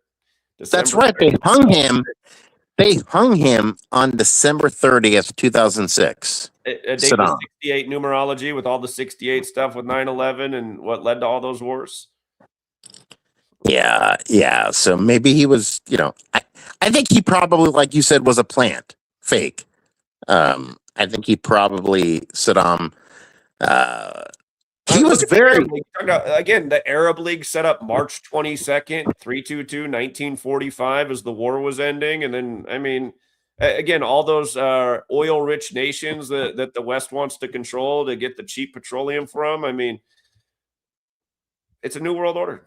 Now, do you think it's possible that they really did hang him in the video? I mean, it is possible. It is possible. I don't know for sure. But like I said, I wouldn't be surprised at the end of the day if it was just all for show. Yeah. Yeah, I mean, you know, it's possible that he did his job and they had no use for him anymore. Use. That could also be true. I mean, that could be true. But anyway, Zach, hey, I didn't want to, you know, hog up the show. I appreciate you taking my conversation, and great channel, man. I love you. Love you, bro. You're the best. Thanks again, Justin. Appreciate all the support over the years. Yeah, no problem, man. Hey, I love you, and I'll talk to you later. Thank you, Justin. You have a great Catholic New Year. Appreciate it, man. Okay, bye-bye, man. Take care. All right, we still got No Name in the back. I'm going to go back to him as long as he's got patience, but I do want to let the new people in as well. We got DK Stonewood and Hassan. Hassan got here first. What's up, Hassan? Yeah, man, I was just saying, you usually not on this early.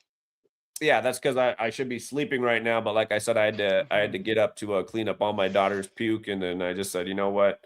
Since I smell like puke, I'm going to get some work done and talk about the new Catholic year death rituals to ring us in. Yeah, you are right. I took the stream back, and I was listening to when you first started the live. You were talking about how this is the year, could be the flus again, and this was my first time getting sick too, for some reason. Yeah, in a long while, and Mm-hmm. then about the, I think you were also right about the market crashing, because all of my friends who are loaded, they have been talking to me about how gold is at an all-time high, blah blah blah blah. I'm like, yeah, for how long? Well, when Trump turns 80, I think it'll cool down a little bit. Again, gold's the 79th element. He says it's the golden era, and gold has its best year since 1979, and people can't see the ritualism going on. And again, for all the people who don't get it, the rich people don't give a shit about inflation because it just makes them wealthier because all of their assets appreciate. Who inflation hurts are poor people who have nothing because now they can't afford anything. So every time there's all this great inflation, it helps out the ruling class who already have everything. It separates their wealth from everybody else. That's how they gain more and more power. And that's who these central bankers represent, the ruling class. That's why they make all the policies that protect them and hurt the common person. Okay, go ahead. Yeah. It's crazy how most of the topic that was talked about in this live stream, I literally talked about with people in my life. Um, First with, I guess, the latest, Saddam. One of my Arab friend was talking about how his uncles used to work at some factories when Saddam was the president, and how I mean, their people were loaded. Um, the I guess the economy was booming at that time, and then after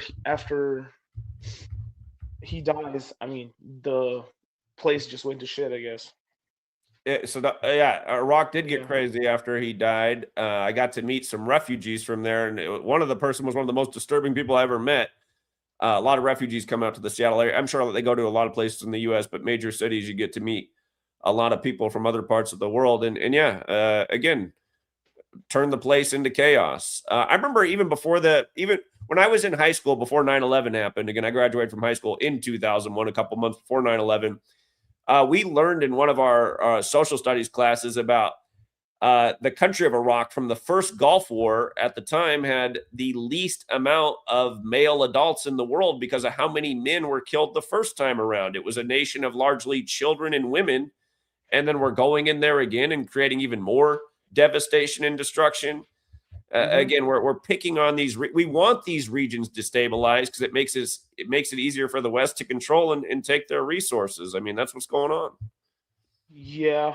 Yeah. I Don't think forget, you you guys, mentioned. after 9/11, one of the first things that happened to them, we invaded those places, was we destroyed all the museums and took all the history away. Again, just destroying all this important information from the past. Yeah, that's information I didn't know. But yeah, yep, he was saying how prostitution became like way more normal after um Syria. It makes sense. I mean, that's the oldest profession, prostitution. I mean, that's a way that you can guarantee an income as a woman, especially if you don't have any men around to help support you. I mean, you kill all the men, what are the women left to do? Yeah. But yeah, man, I was just hopping on to say thank you for all the knowledge. I am in your sports section in the Patreon. Thank you. Yeah. Yeah. This is usually around the time I come home, and then go to sleep. But I saw you live. I was like, what? Yeah. Unusual broadcast time. Yeah. But yeah, well, have a good one. I'll wake up and then I'll see your sports predictions and such. All right, man. Appreciate it. Yep. Bye bye. Yeah, we had another nice day in the world of sports too, man. How about those Atlanta Hawks? Nice big dog, got it done today. We like the Hawks. What's up? What's up, DK? Hey, sorry about calling in earlier. I shouldn't have even called. I had no idea that chick was from one of the trolls from that guy's panel. If I ever call in again and you have somebody on and I don't realize that it's from that, just tell me right away. I'll hang up and say I'll talk to you later. I told myself I would not waste any time with them at all. So take back everything I said, even though I didn't say nothing. As far as this guy, I like that last call, the 2 callers ago that was on for a while. That guy sounded very genuine. And he was asking about, like, are these people really dead? You know, all these different characters. And you remember what your boy Chris Cornell said about that?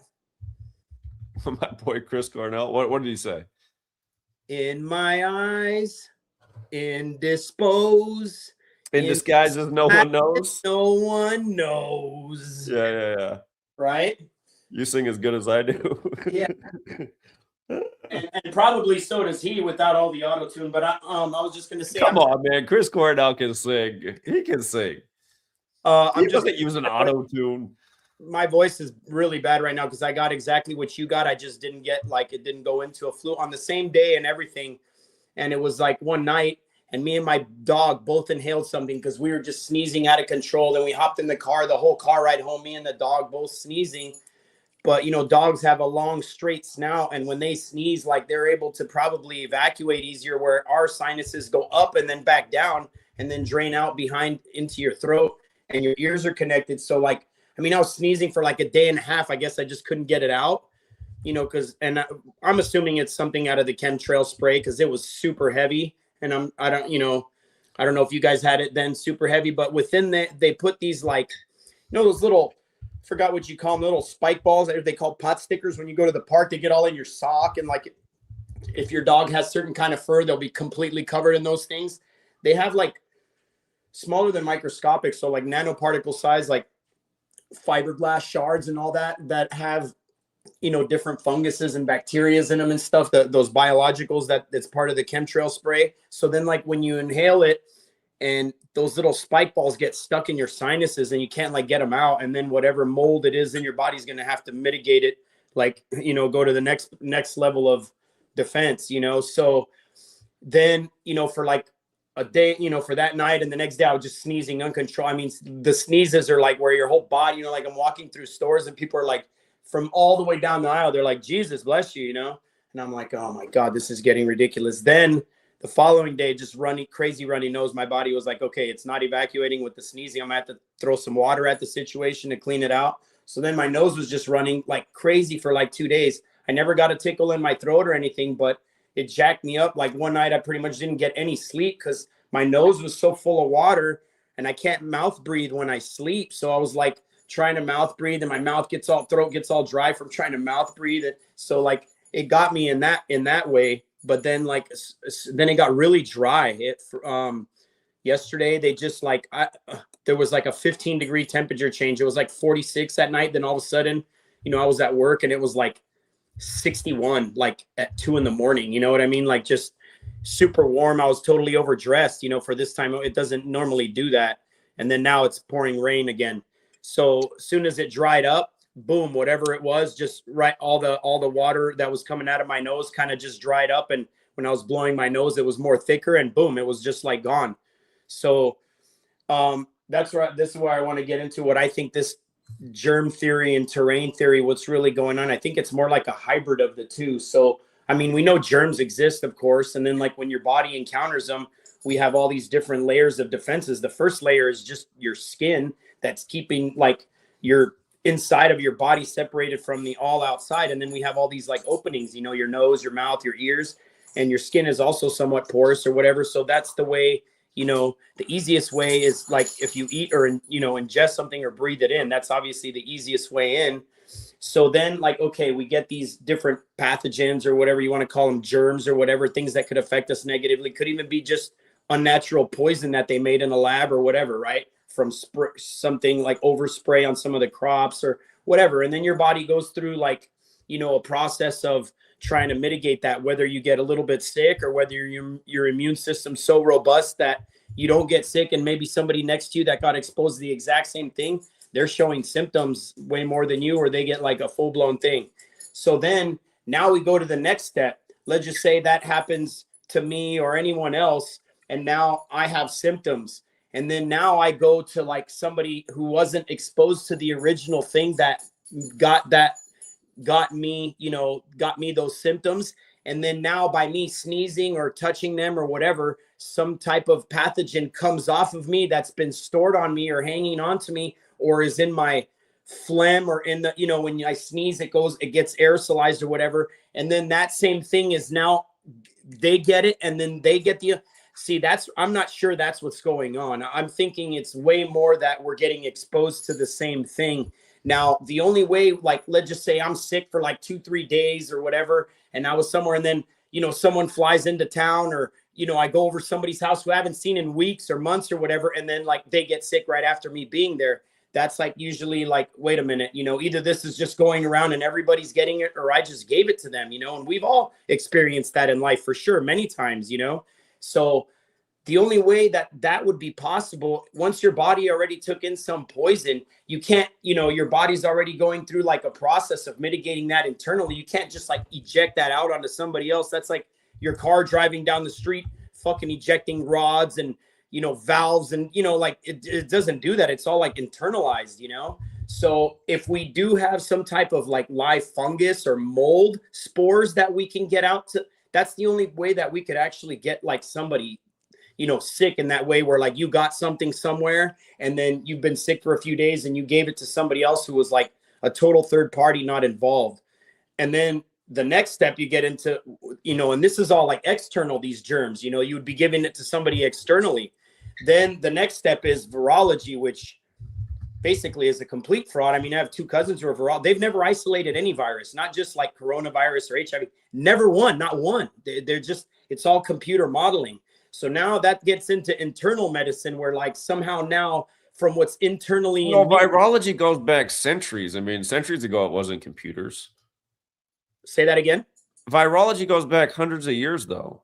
Yeah, but not in this way that they're doing it now. You know, now it's all like computer modeling and like, you know, I asked my cousin, like, what do you do? What is exactly what you do? All they're doing is working under microscopes and getting fed these slides, and like they're just inputting stuff in a computer, you know, like it's just all I mean, you know what I'm saying? We live in the age of, the computer, and a lot. I get it. I mean, it is a weird age, but so I think I'm pretty sure virology is a real thing.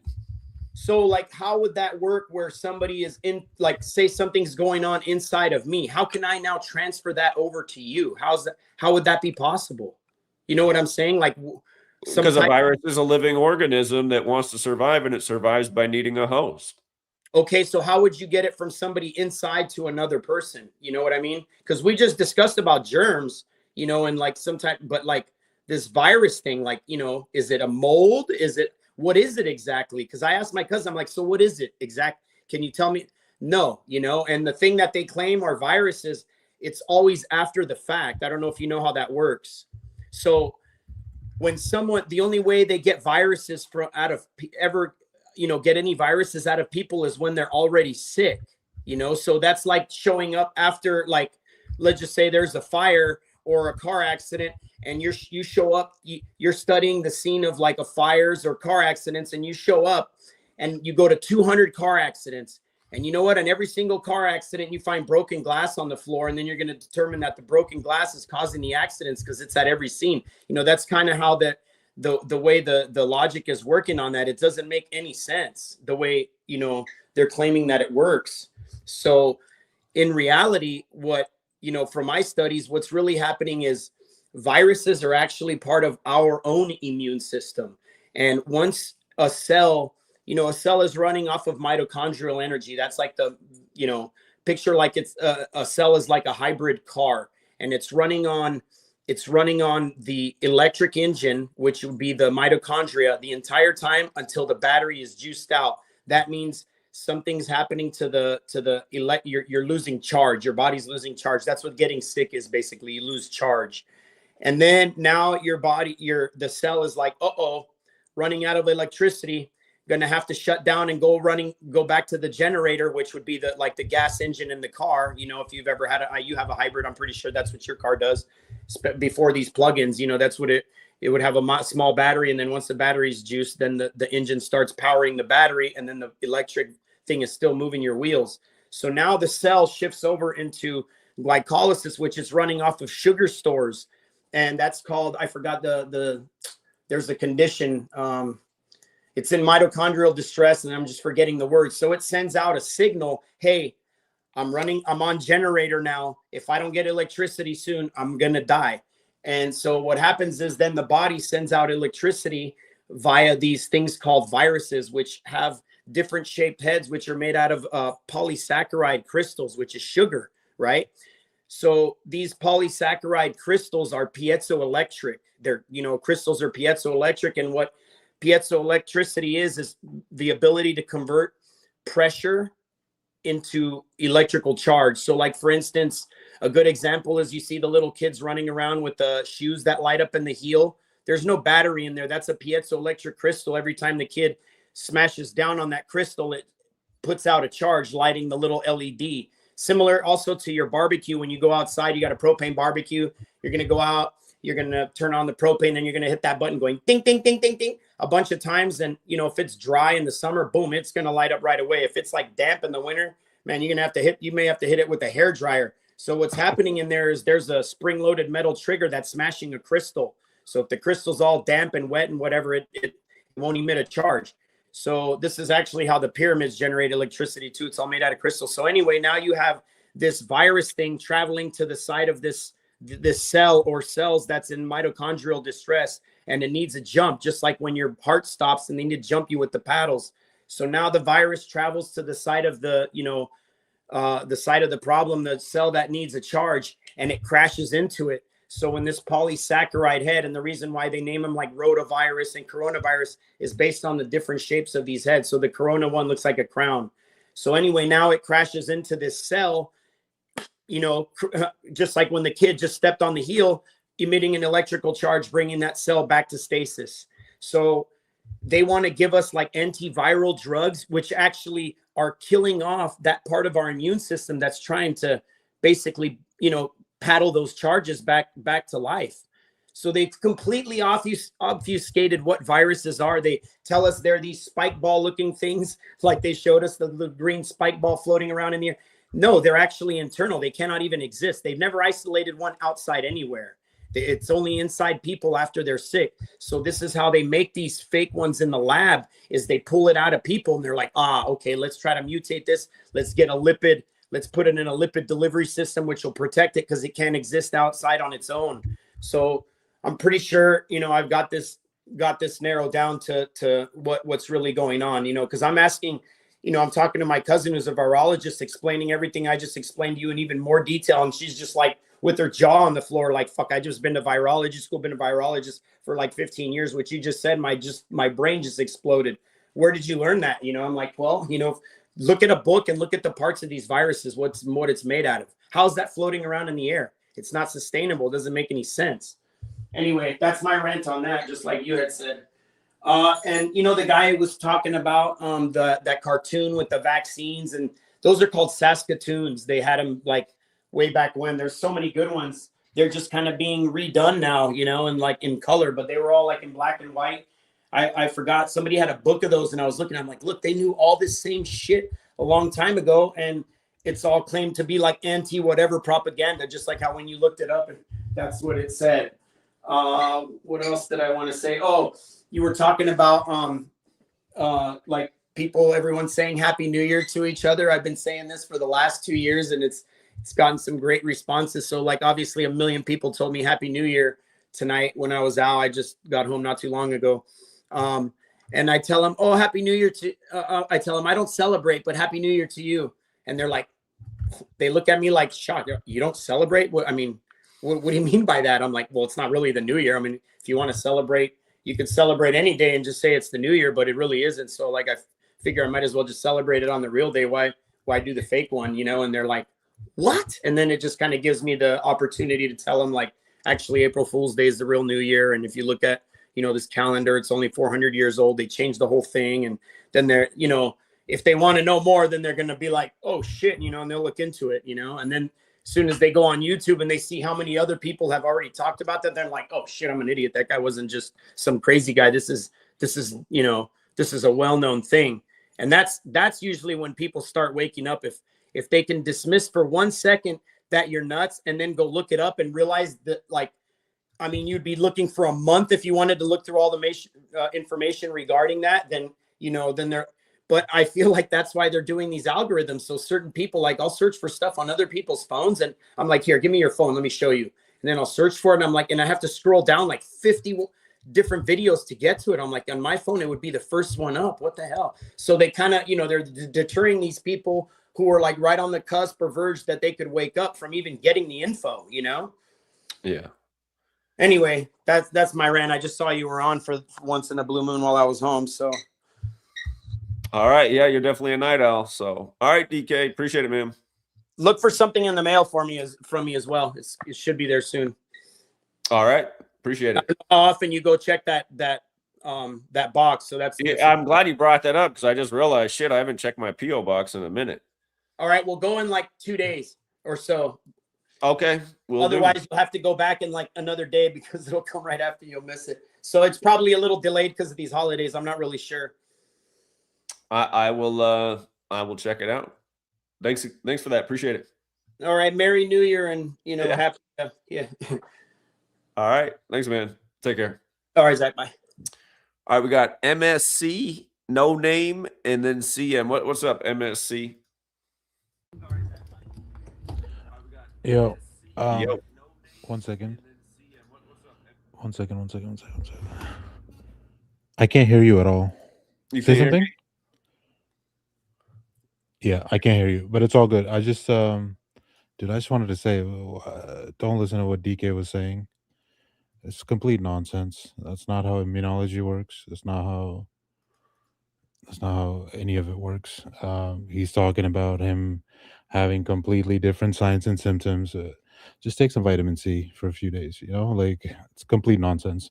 You know, when people listen to you, people try not to be confused, but when you listen to a person that is completely confused, you're going to be even more confused.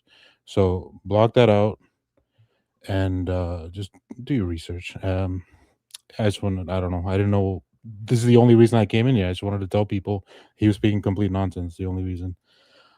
But yeah, I gotta go. I gotta go do some things. I can't hear you, but I will have your stream on. So peace out, everybody. All right. Thank you, MSC.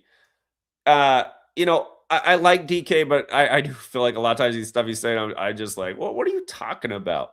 Just overcomplicating it. Again, my daughter's never been sick, right? I've been trying to isolate from her. I got something nasty. We're in the same space, though. We're in the house. She's got what I got. She sounds just like me. She's coughing now. And it sounds like, sounds the exact same. You know, her face is all sunken because she's tired. She's going through all the shit I'm going through. My wife's coming down with it. This is the way it works for humanity. I mean, you see families get sick because they're all in the same space. Stuff happens all the time. My dad, though, who has a robust immune system, when the movie Unbreakable came out, I was like, man, it reminds me of my own dad. He's just never sick, never takes a day off. I'm pretty good, too, but I'm not quite as good as my dad. My dad's an older guy now. He's in his 70s. He was trying to help my neighbor fix his basketball hoop, and it fell back on him. And my dad hyperextended his knee and it got all swollen up. And I was like, why are you even out there doing that, Dad? Come get me. I mean, but my dad's body, by the next day, that swelling was down to nothing. And he was walking around pretty well. And I'm thinking, God, in his mid-70s, I don't know. My dad's got some great genetics. And his mom, I think his mom would still be alive. All his mom did was drink alcohol and smoke cigarettes. I'm pretty sure she'd still be alive if she didn't get put in a nursing home. The nursing home killed her in no time because of the drugs they put him on, but that's all part of the design. The nursing homes are part of the depop. I feel bad that she ever went in a nursing home. I wish I could rewind time and help her out, but again, it's just some people got great genetics. I got part of my dad's genetics, but like I said, it's not. I'm not quite as good as my dad is. What's up, No Name? All right, Zach. Can you hear me? Loud and clear. Can you hear me? Yeah, I can hear you. Thanks for your patience. Yeah, take as long as you want. No Name. Yeah. So basically, one thing I wanted to add was how Canada and the USA basically aren't that different. Canada is a two-party system, just like the USA. If you look at um, the parties that have ascended to the prime ministry, it's mostly just liberals and conservatives. And basically, one thing that's fracturing this 159-year-old Jesuit province is basically the liberals. They're huge proponents of climate change, and climate change equals 56, just like Society of Jesus equals 56. Climate change equals 47. It also equals 70, just like Vatican equals 70. Basically, Alberta is it's really dominated by conservatives, and the conservatives, they want to get the oil out to international markets. But the thing is, you have liberal provinces who essentially get in the way because Alberta is essentially a landlocked province. But one thing that was pretty interesting that took place a while ago, on November 27, 2025, the Prime Minister Mark Carney and Premier Daniel Smith, they signed a memorandum of understanding. And basically, going back to Carney, the reason why Carney won the election was because the Liberal Party, obviously they're liberal, but Carney, he appeared like a centrist, and he was able to he essentially appeased the right amount of conservatives, which is why the liberals stayed in power. But what's really peculiar about that date is on August 29th, the government of Alberta, they released this thing. It's called the Alberta Wallet. It's not that different from the digital ID in UK. It's basically just a pilot program for it's basically a pilot program for their program. But basically, from August 29th, 2025 to November 27th, 2025 is 91 days. And the reason why Carney and Smith signed a memorandum of understanding is because the liberals, they changed their policy. They actually want to get Alberta's they want to get Alberta's oil out of the ground so they can get to international markets. The thing that's pissing off like the conservatives is because the Albertans, they view Carney as an enemy because he's obviously liberal. And when Daniel Smith cooperated with Mark Carney, they viewed it as essentially like a betrayal because they just view Carney, as the enemy. And what's pretty funny about that thing is, as I mentioned, from August 29, 2025 to November 27, 2025, it's 91 days, just like the 13 triangular, and USA, 13 colonies, 13 stripes. It's as if like the Jesuits, they plotted this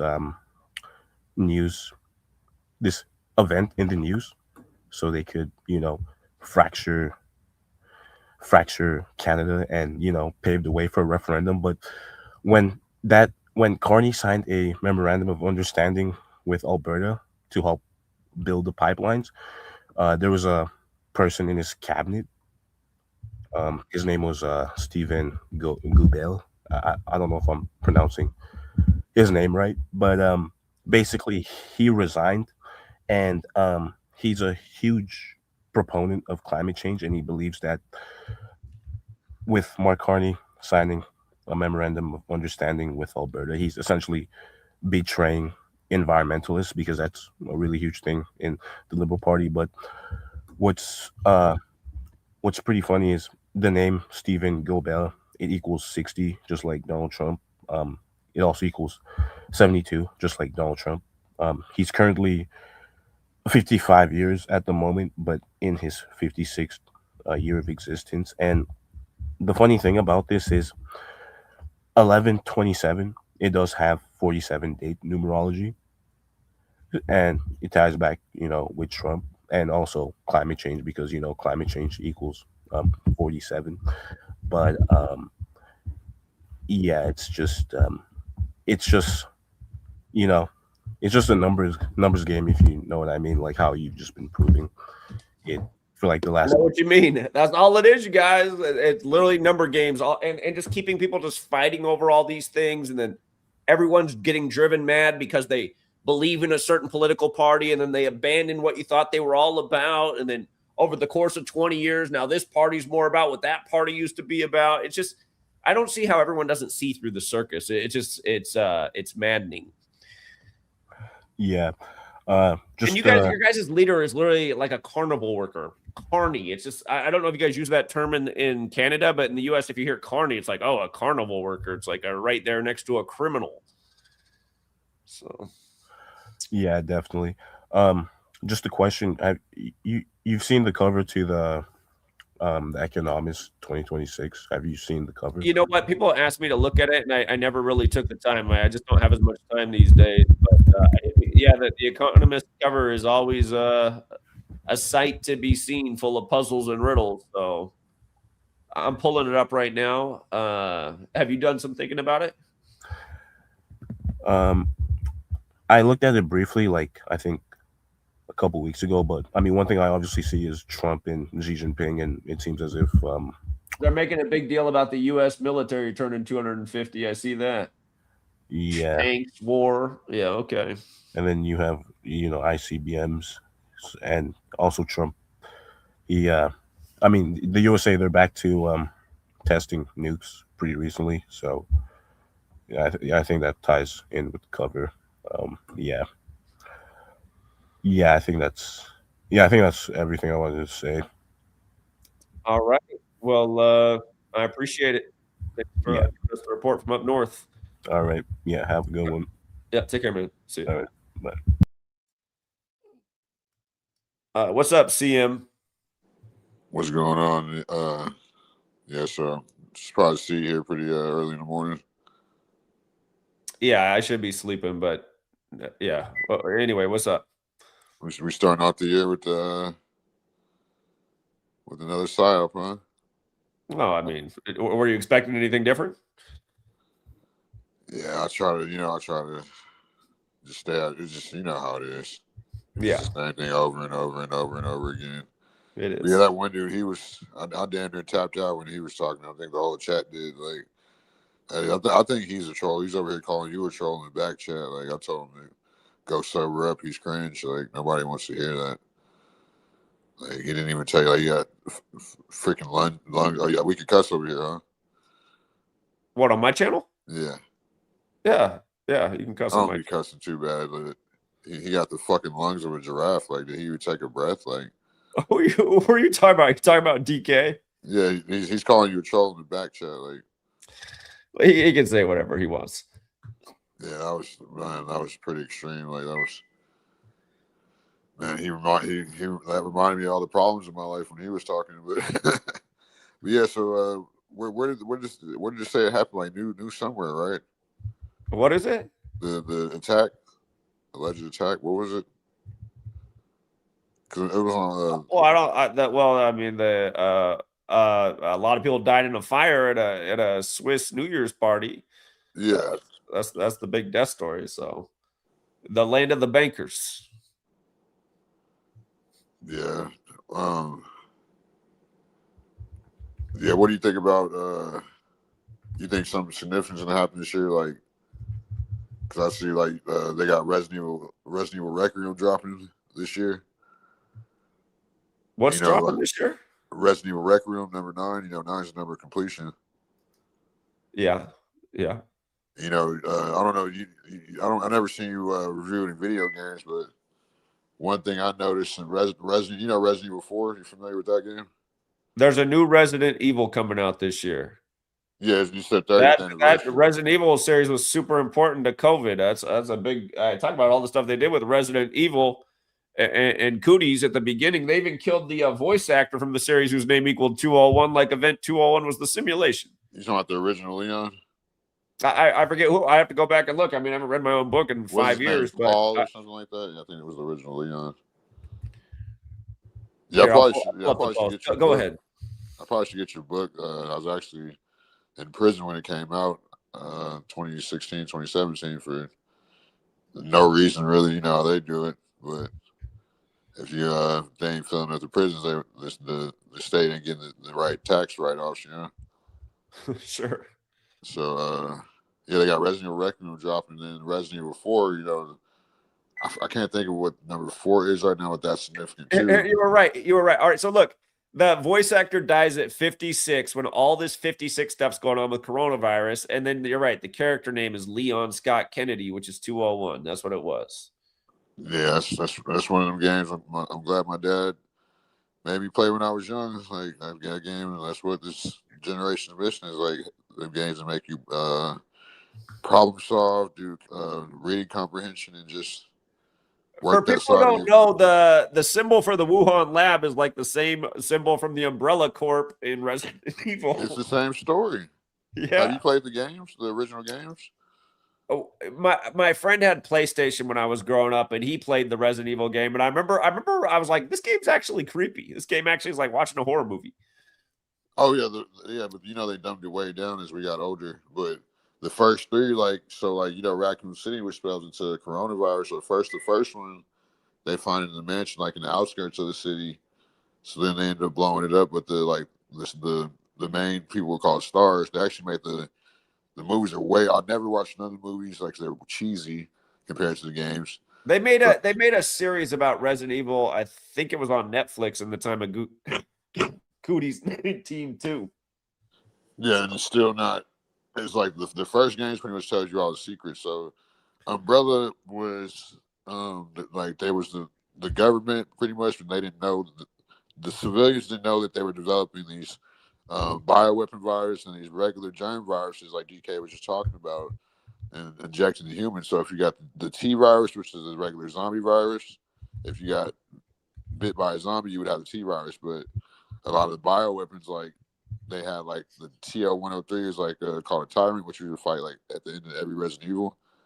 They would make them in a lab pretty much through the other viruses. And so it'd be like a humanoid. And I feel like that's symbolic too. Okay. And they would keep them like in a hyperbolic chamber. So after they blow up the mansion in the first one, after Wesker betrays him, number 2, Leon, it's his first day of rookie cop. He's 19. And then there's scenario A and scenario B. So to make a long story short, they go to the police station, search or whatever. And then under the police station, they have an underground lab. That's an umbrella lab going through the sewers. A surprise, right? And then you fight a tyrant at the end of that one. So then number 3 is Nemesis, which is the bioweapon that they train to take out stars for taking them out in the mansion, and that's probably one of the scariest villains in the game all time. So I think it's symbolic because of the bioweapons that they could potentially have if it's time for a doomsday device. That's pretty much what happened. The first couple Resident Evils was a doomsday device, and in Resident Evil Requiem, you're going back to, which I think is weird too, like what's it called? Like the police station that did get nuked. That city, Raccoon City, got nuked. You know, like Raccoon. If you spell Raccoon City backwards, it's like Corona or Crown or something like that. I have to go back over all my notes. There was a lot to Raccoon City and everything with the virus. There was so much about and see, I wish I would have known the video game series like you. There's probably a million things I missed out on, but for people who are newer to work, man, you might want to go back and really go down that trail because they've been putting their predictive programming for their world plans and entertainment for a long time. So this is what I really meant to tell you. So Resident Evil 4, I forget what number 4 correlates to, like, it's late at night. I've been up for a while. You know, Resident Evil 4 takes place in Spain, right? You're going to say the president's daughter, and you're Leon again. And Resident Evil 9, you're Leon again, but that's another story. So you're in Spain, right? So you go to the castle, and you go to the throne room. So Resident Evil 4 takes place in the Vatican. It has the same throne room. You can check it out right now. You can look it up. I'll look. You can, if you're on YouTube. You know. You just keep telling the story. You obviously know the series. Yeah, really it's just well. well, I just figured it out. Just type in Resident Evil 4 Leon throne room. Leon throne room. Yeah. And he goes in there and, like, sits in a chair. You see it? He sits on the throne. It says, okay. Then type in Pope Vatican throne room. Vatican throne room. Yeah. Same place. Okay. Yeah, I'll take your word for it, but yeah, it wouldn't surprise me one bit. Raccoon City literally equals the same thing as Jesuit order in Gematria. I mean, go figure. So it equals 201? 54. Just like how 54. the Jesuit headquarters is at the Church of the Jesus building 54. Wasn't that funny? 5 + 4 is 9. It's supposed to be the rec room. Just even, even the word. Did you see what the word rec room means?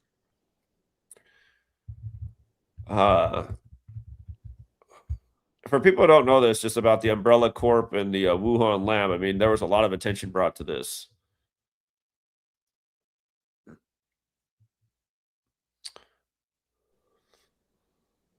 Oh, oh, hold on, wait. Snopes did on this and said it's false that the Umbrella Corp's logo is like the Wuhan lab.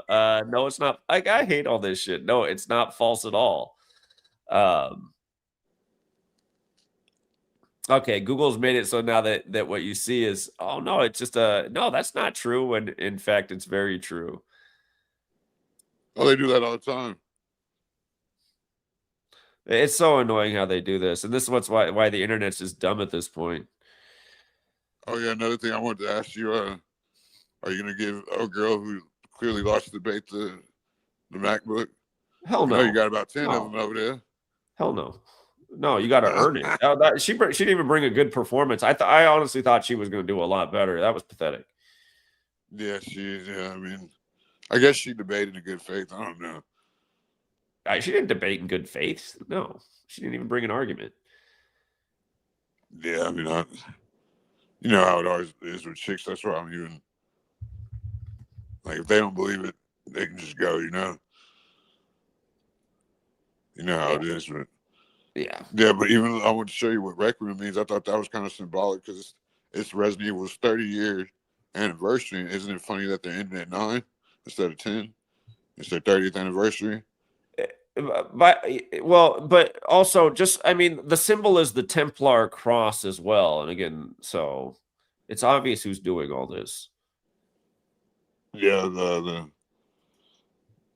same people, the Jesuits, the Knights of Templar, the people that are taking the gematria and using it for things we can't understand and that we're trying to understand, and that's what I want to start charging people or start my own show, because like I can't keep going on these panels and giving away this knowledge for free. Like I'm gonna have to start streaming on their channel. Like they're gonna put my CashApp up, and I'm not even that type of guy, but I'm not gonna just spew knowledge. Build up your own social media channel. Yeah, instead of spending your time on other people and helping them make money, build up your own. That's, I mean, exactly. Make that your 2026 plan.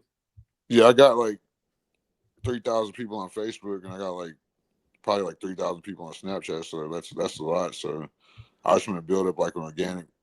But I guess there's trolls everywhere. But of course there are. That's what the internet is.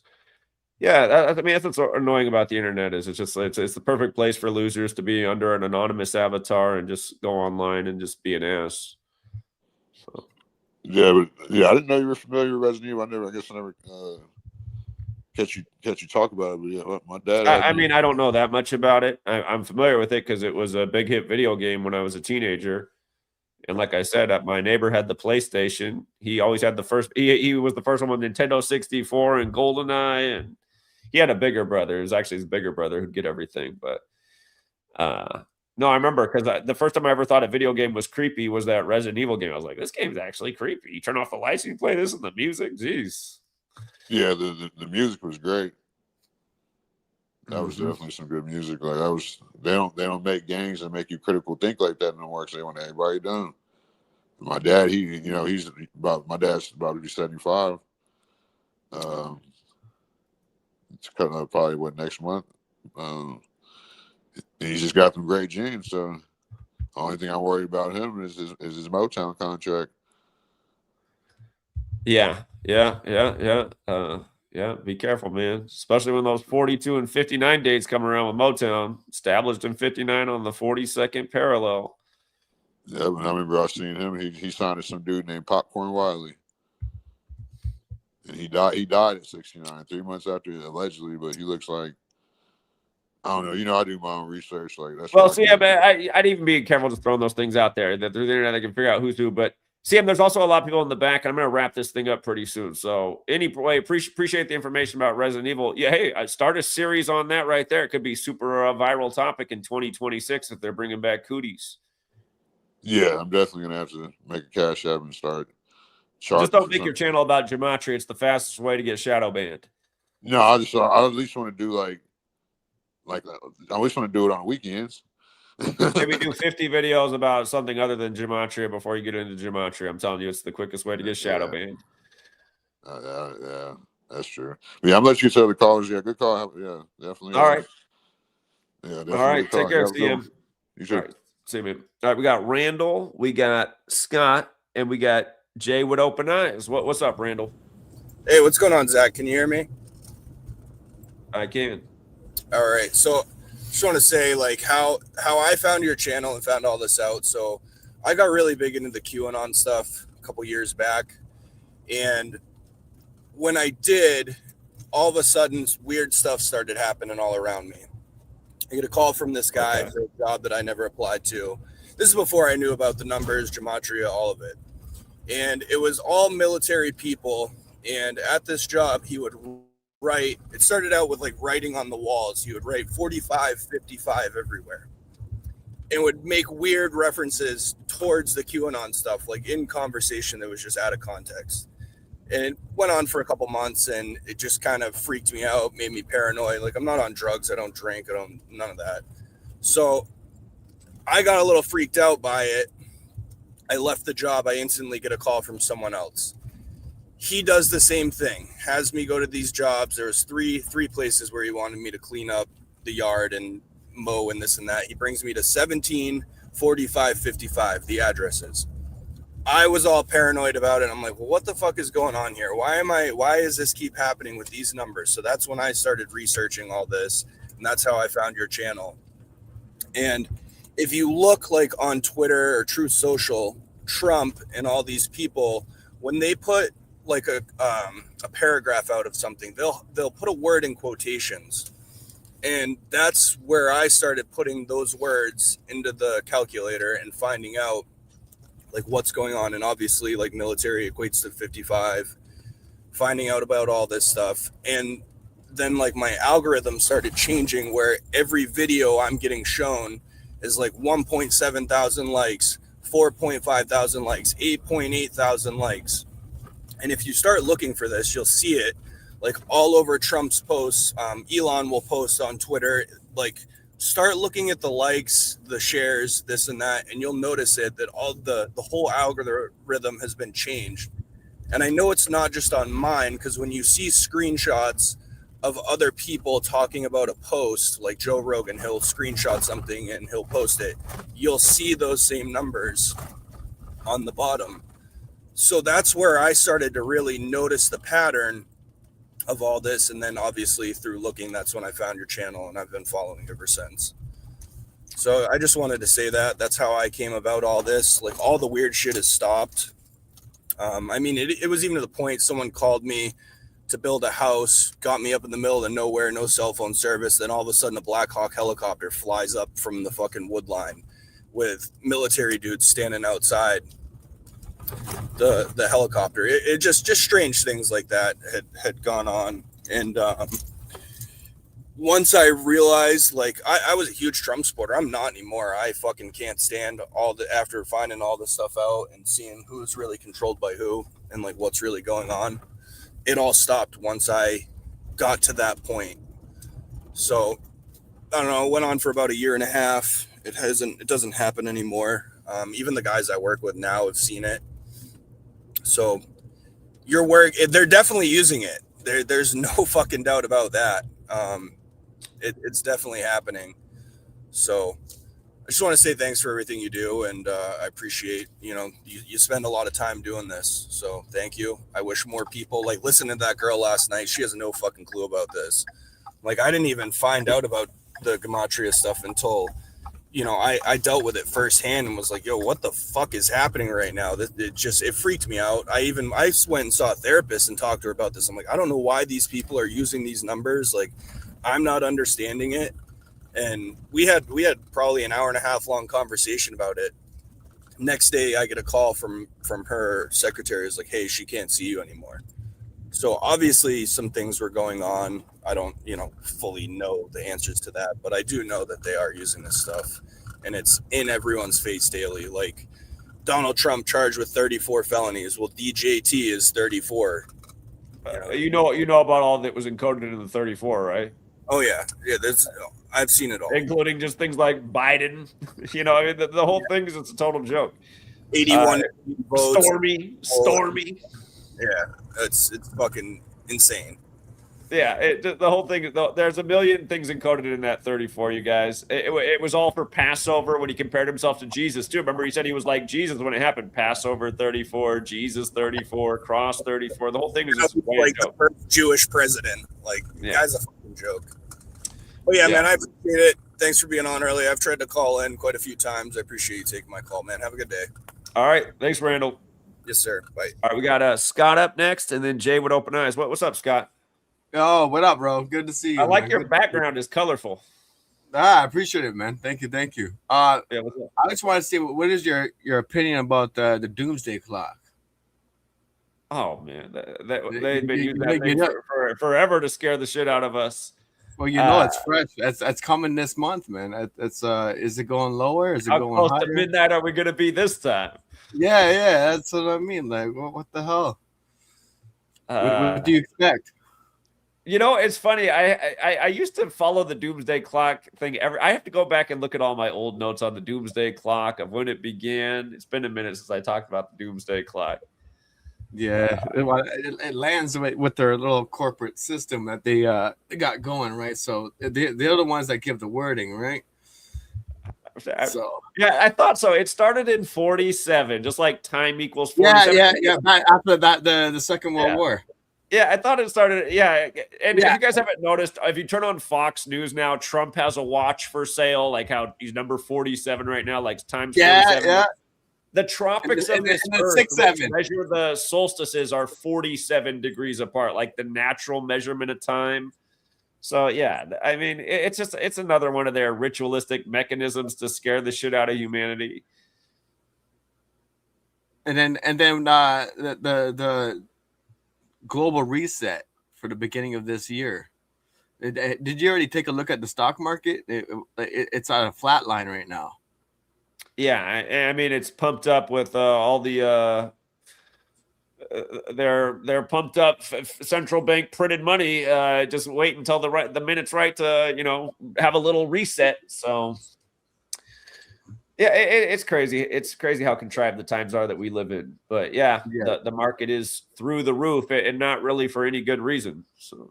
Yeah, everyone's trying to buy silver right now, so everyone's like, it's crazy how they kept silver at artificially low rates for so long, and then Trump says it's the golden age while he's 79. You guys, if you don't know, silver is the 47th element on the periodic table, and gold is the 79th, while number 47 is 79. Finally, gold is, I mean, gold's been up, but finally silver, which had just been artificially kept low, skyrocketed. Silver should have gone up a long time ago because it became in much higher demand 5 years ago. And every analyst is like, well, it's a good time to buy silver. And then it just didn't go up at all until number 47 gets into office. That's how you can just see all of these markets are complete manipulations. The whole world is bullshit at this point. And don't forget, you guys, that the gold standard was ended on the Jesuit order's birthday once upon a time. And don't forget, in alchemy, the sun is gold. What's the Jesuit order's logo? The sun. What society of Jesus equals 79? Like the 79th element's gold. All of this stuff's connected. Uh-huh. Well, they got gold everywhere, right? In our cell phones, fucking bank cards, you know. Right. The solar panels. Yeah, so anything. Yeah, that's what I mean. That's free energy, right? So, you know, that's just the free connection of want to know everything what you're doing, right? Invading your privacy. Yeah. Guaranteed. Yeah. And even the smart meters, they all got the gold in it too. Yeah. It's just, that's what I need to understand. Every single market out there is controlled by these people. The crypto, everyone who thinks crypto is the savior. No, it's not. It's run by these same people. They control the ups and the downs, the market, the gold and silver prices. Everything is, we live in a world it's just so contrived. It's so contrived, it's ridiculous. So, I mean, the 6 big corporations, the corporate web, a part of that triangle pyramid. Mm-hmm. They've been. I'm in Canada, so I'm a little bit, you know. I thought I heard that accent. Yeah. Okay. Yeah, I mean, I'm Ontario, Anishinaabe, Ojibwe, from Wucumacon. So I feel bad for you guys because I used to love Canada. It's just I really wanted to move to Canada when I was younger and become a citizen, but you guys are getting it worse. You guys are getting it worse than us up there. Oh, it's so bad right now. We're fighting amongst our chiefs right now because they just hijacked their own people. They stole the ban funds from the corporate government, and it's just a big mess. It's happening all across Canada right now on every reservation. So hopefully we all band together, and hopefully we remove all these corrupt chiefs that are part. You know, it doesn't matter if you're left and right. It's the same paradigm, right? It stopped working for the same corporate interests. We got to back away and realize the real enemy that's in this province here in Canada itself, but it's happening all over the planet. You know, it's not just here. It's in Australia, UK, the US, you know, Brazil, everywhere. It's the part of the New World agenda is to divide and conquer. You know, it's been structured this way for a long time, even before we came alive here. Yeah, you know, absolutely. Yep. I don't think you ever called in before. How do you find this channel? I found you through CT, Chaotic Truth. Oh God, what do you think of him? He's all right, man. I seen him back in the COVID days. I seen him on the Global FM one day, and I caught him over there. I see. Okay. Yeah, but he was just doing this thing, you know, getting to YouTube and, you know, trying to gather up people. That's what you got to do, especially during the COVID days, right? Everyone was spending time online. Sure. Yeah. I came from the freedom movement on Ottawa. So I was down there protesting, you know, against these stupid mandates that they try to do to us. And I think this is about to happen again, but in a different version of it, you know? Yeah. They're trying to spark it up again. You know, we always got to be aware, you know, on our heels and toes, whatever.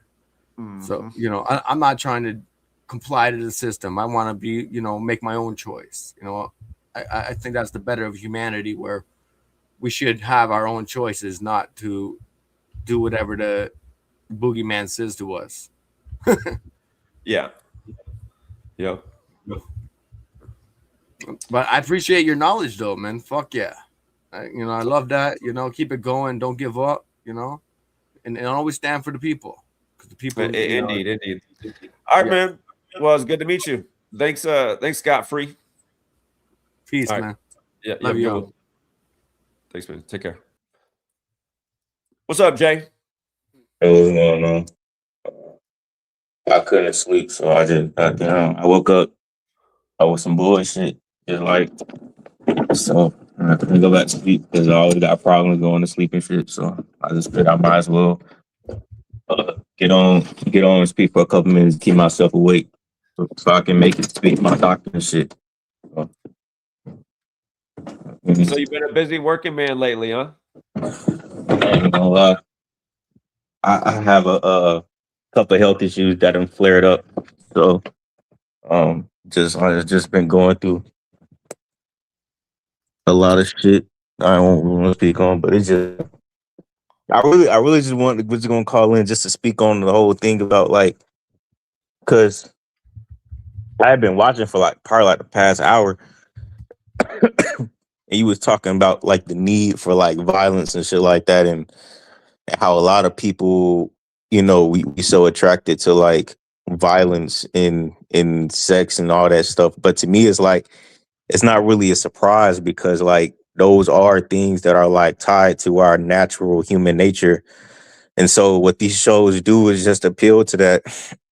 And I gotta be honest, like I'm a writer, so a lot of the stories and shit that I write, they're like they're mostly centered around that. And I'd be lying if I said I don't have a an attraction like to those things, but I don't think that those are I I don't think an attraction to those things, like honestly, like I don't mean to come off like a psychopath, but like I don't know, like I don't think I am, but like I don't think like an attraction to those things necessarily is like a bad thing or No, like it's not. yeah. It's like, listen, for a man, really what the world is all about is getting the woman. And historically, before society was all messed with and their brains were tinkered with, women didn't mind a violent man. They wanted to be with the man that could whoop another man's ass.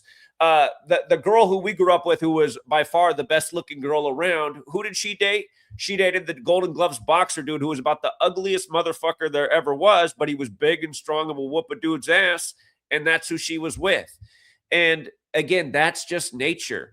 And that is part of also why so much entertainment is in this. And again, that's the natural world. And we've been taken out of the natural world. So anyway, go ahead, Yeah, Jay. well, yeah, that's what I was gonna say. Is like that's why like we watch like before, like back in the day, like we didn't have like Netflix and all that other shit. So like we encountered violence through like the world just inherently being a more dangerous place.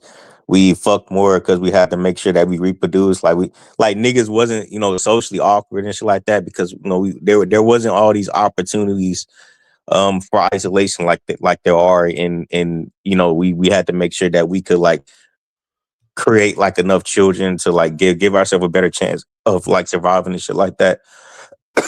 So like you know we satisfy those instincts basically in our natural world, but due to those things, like due to us being removed far enough away from that, we look at things like entertainment to we play like violent video games and shit like that to basically satisfy those cravings. But it's like sometimes I really do just be like everything has a good and a bad side to it. Like yeah, we have like you know better you know things that do make life easier, but then at the same time on the inverse, we have like certain aspects that are made harder due to the things that have been made easier. If you get what I'm saying, like Yeah, I do.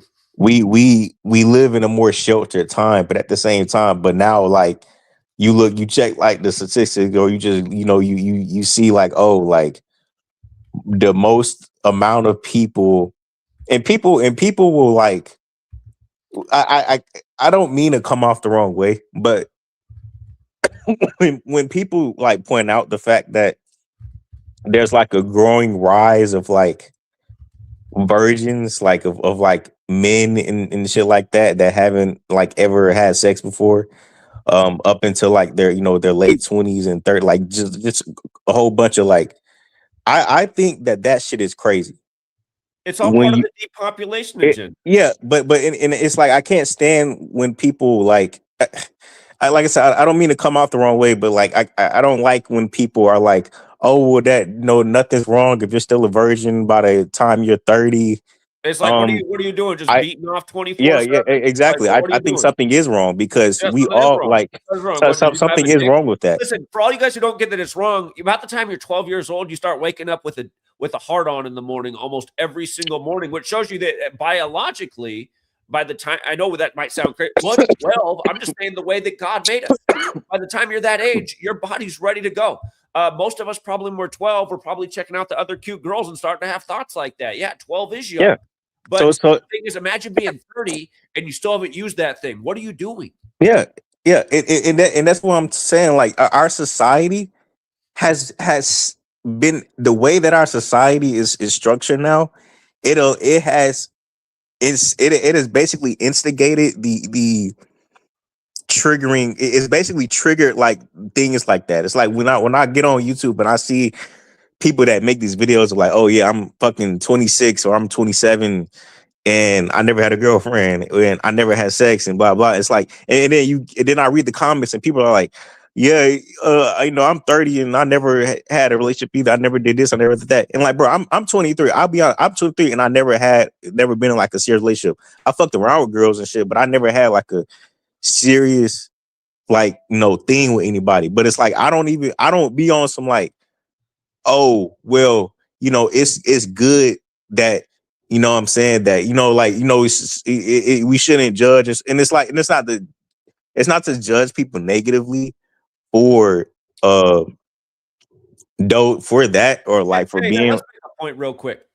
That girl who was on here debating earlier, she was telling CT the other week that she has 4 boyfriends right now. 4 boyfriends, okay? Yeah. She's probably staying at one of their houses. What does she do? She goes from boyfriend to boyfriend and plays video games for a living. This is how society has gotten goofy and weird. It's like, exactly. You see, she's an attractive person. She's a 27-year-old person. If she'd been born 50 years ago, she'd already probably have kids. But life is just so weird right now. A woman like that's traveling around. She's not looking to have family. She's begging for me to buy her a computer. It's like, you got 4 boyfriends and you can't have one of them get you a computer? Like, what? That's crazy. Just all of society's so messed up. Not even chicken, right? I was like, you got 4 boyfriends and you're attractive and you can't find one that'll get you a computer? I mean, come on. Yeah, I mean, at least all the girls I knew that did that shit, they was dating like drug dealers and shit, so they could at least get some shit like that. That's why I said Jay, I know you're working now and doing things, but it was like over a year ago I wanted you to reach out so I could get you the Mac thing you needed to make a comic book. The offer still stands for you because you've been a friend of this community for a long time. As far as I know, you still haven't hit me up about that. So yeah, when she's begging for a computer, I'm not giving her a computer before I get you one, somebody who I've wanted to help out for over a year. Yeah, I'll hit you about it. But you know how I feel about, Well, here's how I do know how you feel about it, but here's how I feel about it. A year's gone by and your comic book project still isn't done. And I heard you say that if you had that thing, it would help you get the goal done. So yeah. I will say though, like I have made like a lot of revisions to it because that's the one thing that I've taken the opportunity I've been to do. working on a book that I haven't released that I should have 5 years ago. But anyway, go ahead. Yeah. But I like, not to say that it's like a good thing. I didn't have like the money to buy it at the time, but like I think I will say that I was able to improve the quality of my story a lot better. I've just been working so hard like on like my story and shit like that and stuff like that. So that's why I haven't been on YouTube. Like and that's another thing that I was gonna like talk about because like it ties back into the whole thing that I was like talking about when it came to like my generation, like when going back to the whole because I wanted to make a point about like or finish the point about like the whole when I check the comments and people are like, oh, we shouldn't be fucking, we shouldn't be upset about this and blah blah, like your time will come. And I'm like, no, we should be upset about this because and it's not to negatively judge the person that like will be in that situation, but it's to understand that what the fuck, like we need to be taking steps back and start asking ourselves, what the fuck is wrong with our society to where niggas are able to make it into their 30s? So it's not like this is like a rare thing. Like it's a very common thing now where people, men and women, are making it into their 30s without ever having sex. This isn't about me. And it's a consequence of the porn era too, because they've grown up with porn, and that's now their sex is watching other people having sex and play with themselves. And I mean, you turn on almost any Hollywood show they're putting out,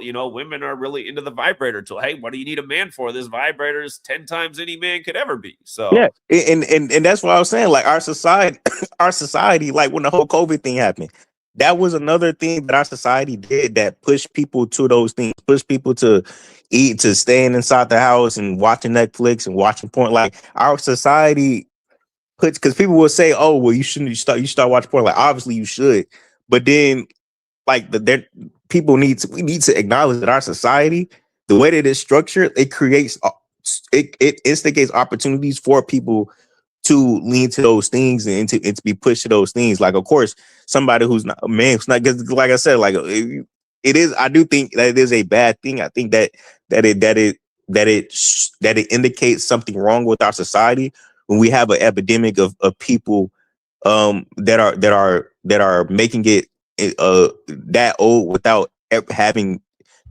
shared that moment, that intimate of a moment with the opposite sex, because we are supposed to do that. There's a reason why why a female is in peak fertility stages between 16 and 28 and shit like that. There's a fucking reason for that. You are supposed to be, doing what you're supposed to be doing at that fucking age, and the fact that you're not doing that shows that something's wrong with our society. Where socially, it's not about being obsessed with sex, as people always go about it the wrong way. It's not about any of that. The point is that we're not interacting with each other as we should, because if we were, then that just wouldn't even be a thing, because our natural fucking biology would be taking place. And people always try to be like, oh, well, you only need sex to reproduce anyway, so anytime that you have sex about outside of that is purposeless anyway. And I'm like, no, that's not true. It's not. You don't just have sex to reproduce. Sex is also like a not to stay on that or be obsessed with that, but just making a point that that's just another thing, that another behavior that species do to socially bond with each other. So it's not about reproduction. And also there are like what do you say about the fucking period? Women aren't able to reproduce, but and they'll still get horny and shit like that, or when they pass the age of reproduction. So obviously we're wired to do it for more than just that. And that I wanted to make that point, that we are not as intimate with each other as a society as we should. And I brought shit up like this to my dad, and I straight up told him, I'm like, I wish I was born in your generation instead. Like this generation fucking sucks. And it's like it's like, I understand we have a lot of good things, a lot of cool things, and it's like that. and I'm not a nigga to throw a baby out with the bathwater, because it's like I would say, like, yeah, it's good that we have things like air conditioning and shit like that, but the problem with our society is that we don't know how to acknowledge the good and the bad at the same time. Like when you were on Chaotic Truth stream a couple weeks back, and you were arguing with that dude, and the dude was like, oh, you wanted to just be thrown back into the Stone Age and fucking polio and blah blah. And I've had niggas say shit like this to me, where I would say, yeah, I would rather be born in my fucking dad generation. Motherfuckers be like, well, the crack epidemic was going on. It's like, no fucking shit. There's not a fucking time in history where bad things aren't happening. Bad things are happening now. But the whole point is recognizing the trade-off. And the point that people don't get, that frustrates me, is that there are so many people, because there was a poll. There was a poll that was made by some popular YouTuber, and he was like, if you could live in the mid 1900s over now, would you do it or would you not? And a majority of the poll voted going back in time. And then he left this long ass paragraph talking about how ungrateful people are, about how the things that we have that we didn't have back then, and about how polio was going on back then, and blah blah blah. And I'm like, this guy doesn't get it. You don't understand right? Because indoctrination. Everyone thinks all the technological advancements what makes life great. But like I look at where my wife came from. I mean, a lot of things are wrong with there. It's mostly because of the military and the civil wars going on there. But they have no technology. They don't have sewer systems. They hardly have electricity. It's like a newer thing in parts there. But they're just happier people than us. Anytime now that they do have tech, again, about 2 years back, they finally got electricity, and she got a smartphone to them. And it's funny, they can like Facebook time now. But even though they're like poor and impoverished, they're always smiling. It's just like, look at these people. They're just like happy to be alive. They have to, if they want to go take a shit or a piss, they have to go out to an outhouse that's hooked up to a cesspool full of flies and nastiness, which to us sounds disgusting because we're used to this. But that's just life to them. They don't care about that. The thing is, they have time to be around their community and make food together and grow food together. They're just happier people. They're not all popping pharmaceutical pills, because that's why everyone thinks all this advancement has made the world so great. And sure, there are nice things to it, but look at us. We're like the most miserable people there ever were. We're sitting here jerking off. We're not even having sex with each other anymore. Exactly. The nation's on some kind of pharmaceutical drug because something's wrong up here. These aren't signs of a great society. These are signs of people under some kind of chemical control. Anyway, go ahead. Yeah, it's signs of a society that resents itself. That's what it's signs of, that quietly resents itself. And then we like normalize it and laugh at it. And the point that I was going to finish is that, like, the fact that you have an overwhelming amount population of people that want to go back in time, even while understanding the risk or that it may be, yes, it may inherently be a more dangerous time, because it was easier for things like, it was easier for people to get kidnapped. It was easier for people to get killed and people to get away with it. We didn't have like all the surveillance. It was inherently a more dangerous time. But you know why people would rather go back to that? Because because the things that we're missing in this generation, they're so fundamental to the human experience, or to the natural human experience, that people would be willing to throw themselves literally into the fucking apocalypse just to fucking experience that. And that should tell you, instead of demonizing those people, that should fucking tell you that there is something so off with our society that needs to be addressed. But instead, these people don't ever, they can't ever, that shit can't ever click in their heads. And they just think of you as like, oh, you just a fucking, you just want this and blah, blah, blah, blah. And I'm like, no, you're not understanding that. And they can't get it because they might be somebody who already has, those things. But like a lot of people in my generation, like, bro, when we got locked down, when COVID happened, like, bro, we got fucked up from that shit. I didn't get to have a fucking prom. I didn't get to have none of this shit, bro. Like, I had plans to go to all that. So everything just got fucked up. And it's like, I didn't get the chance to enjoy my early 20s the way I wanted to, because of that whole thing. It just sparked the whole domino effect. And that's how it is for a lot of other dudes in my beginning of this year. There was mainstream articles about how this generation of kindergartners and first graders that are not the kids going into kindergarten and first grade this year, that were newer children when COVID happened. They were newborns. They're saying from growing up in a world where everyone had their face covered and their parents were putting things over their face, they didn't pick up on social norms, and they're saying this new generation of children can't handle stimulus. So a lot of the younger generation, they're having to cancel music class for them, and they can't have them in PE because their behaviors are just out of whack. They totally screwed up society, from the youngest through your age to everybody else. The youngest people got the worst of it. And that's why you weren't even here in the beginning when I started my work, Jay. But I'd always say when I first started, because I was fresher out of just being a teacher when I first started doing this, I'd say, you guys, the real reason I speak out here is because everything they're doing in this world is fucking things up more and more for the youth. And that's why it's every adult's responsibility to step up so that things don't get worse. And now look at it. It's 2026 now. And things are just more fucked up than you could have ever. They're making things worse than they are making them better. But because we look at certain things, certain like luxuries, we're like, oh, well, we were able to have this, but then people don't even realize, like, those luxuries that you have, they're the result of like fucked up things, or they're fucking up the environment in order to create those things, and then it's all gonna have a negative fucking impact coming. It's all gonna come back to bite us in the ass, like. and like I said, it's like I literally told my dad this shit, and I knew I was fucking right, because I told my dad this shit. I told him, like, yeah, I wish I was born in your generation, and he didn't have an answer for it. He was like, yeah, man, he agreed with what the fuck I was saying. So I was like, the fact that I'm telling other people this shit, and they are agreeing, like, yeah, like, it's people ain't going outside no more. People are weirder. Like, they know that this shit is fucked up. It's like they know that our generation has been fucking failed, and that the next generation is gonna be failed after that. And it's like they fucking know this shit.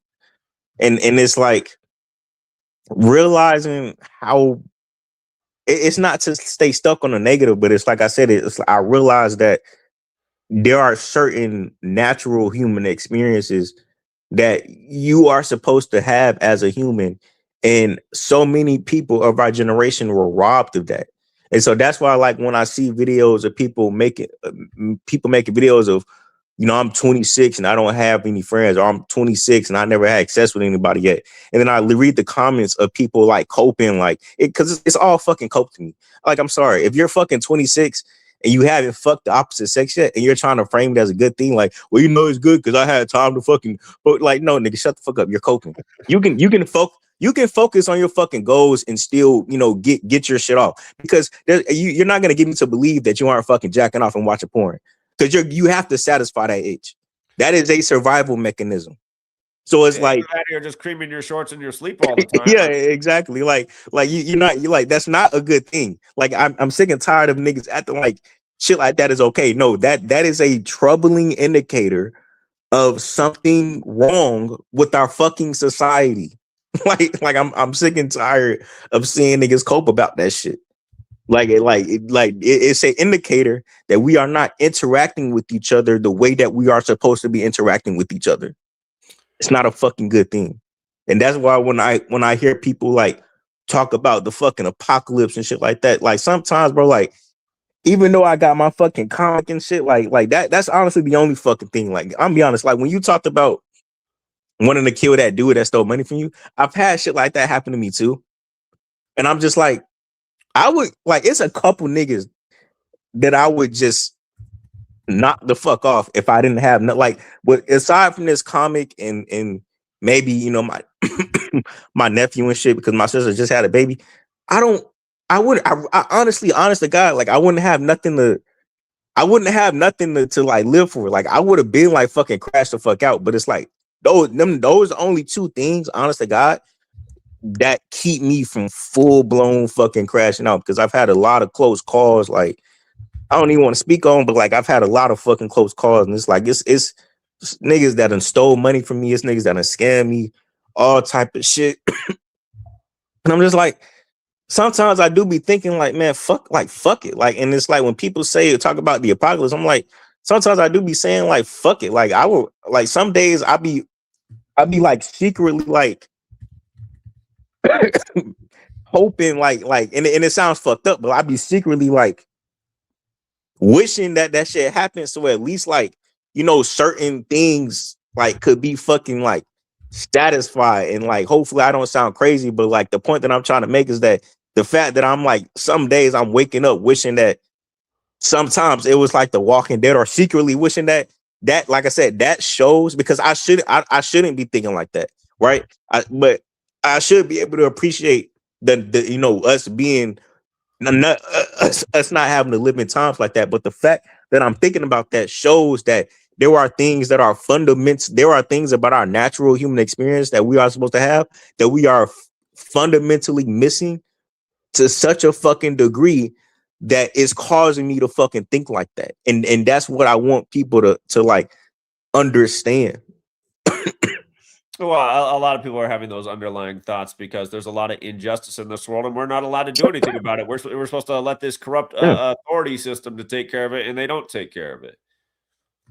So. Yeah, it's like it's frustrating. It's like, and it's like, I'm like, I'm not gonna lie, like I like I shouldn't be saying, but I'm shouldn't be saying this, but it's like especially when I like see you debate like these people and shit like that, and I'm just like, that's another reason why I haven't been uploading, because it's just I'm just at a point where it's like, you know how the fucking movie ends, so you don't care to fucking watch the movie, basically. Sure. And it's just like at this point, I'm just like, fuck it. It's like, and it's not to like be on some like pessimistic shit, but it's just like on some like, this shit is not even worth my fucking energy. Like, when I got on there for the fucking, when you were debating the women, I was like, I could have tore her apart. Like, she wasn't really answering any of my questions. Like, I could have easily just tore her as apart, because like it was, her logic was so obviously flawed.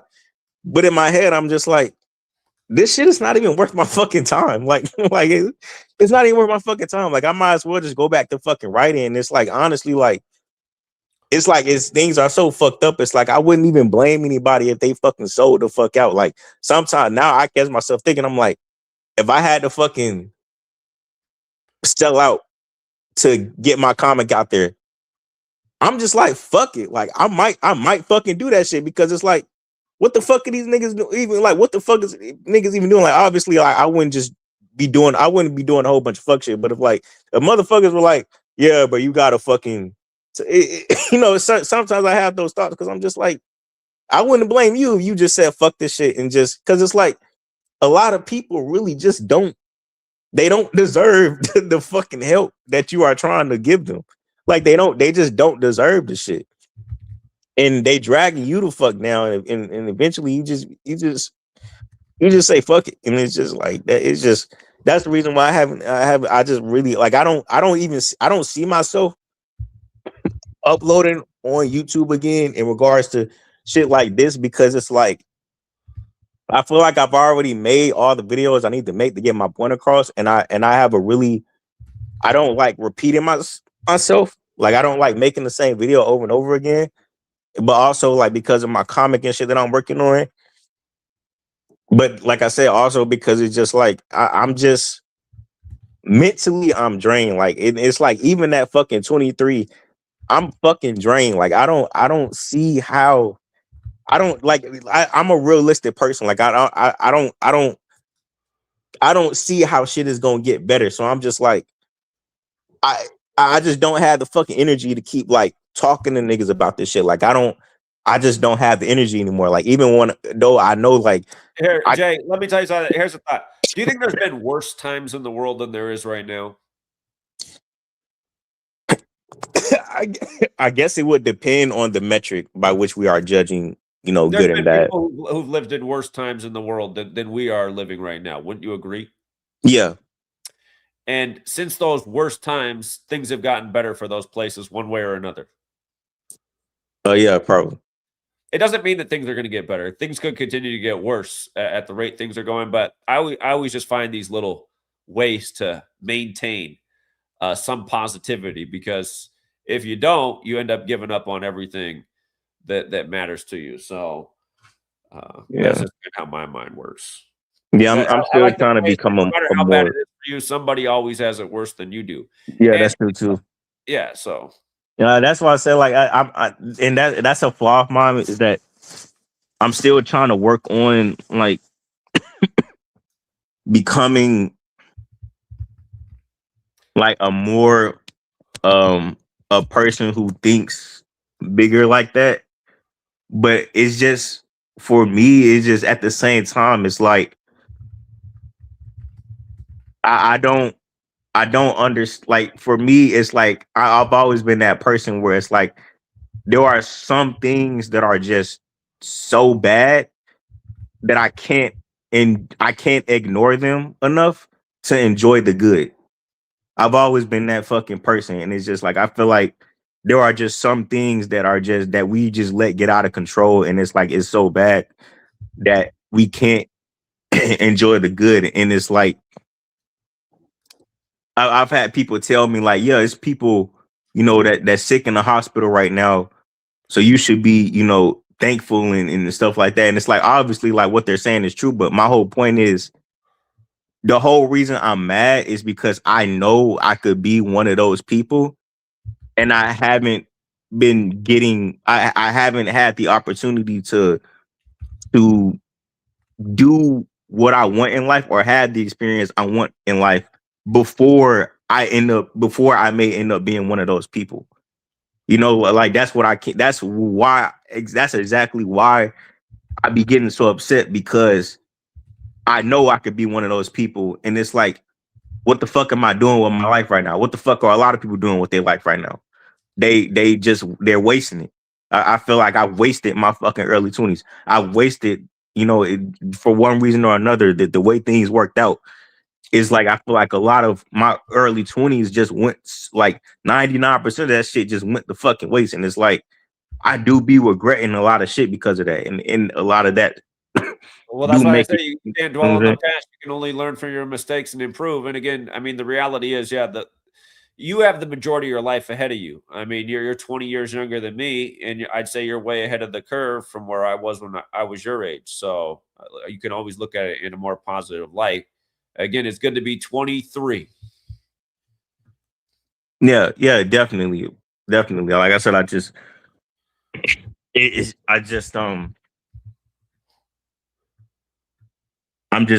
I just wish that I could be in a situation where I could take advantage of that. Because right now, Of course, we all do. We I'm all not. wish we could go back with what we know now and redo things and do it better. I mean, that's everybody. But again, you're way ahead of the curve at age 23. The world does suck right now, and I mean, obviously, we both resonate with each other. But again, I just say continue to find those glimmers of hope and keep working at your goals, and let people help you out when they offer to help you, so you can get your goals accomplished. Yeah. I'll hit you up in there. I'll hit you up. I think I should have. I still have your number. It's 206. It's that 206 number should be in there. All right. Here, you know how to see the private chat? Yeah. Here, this is my number. Yeah.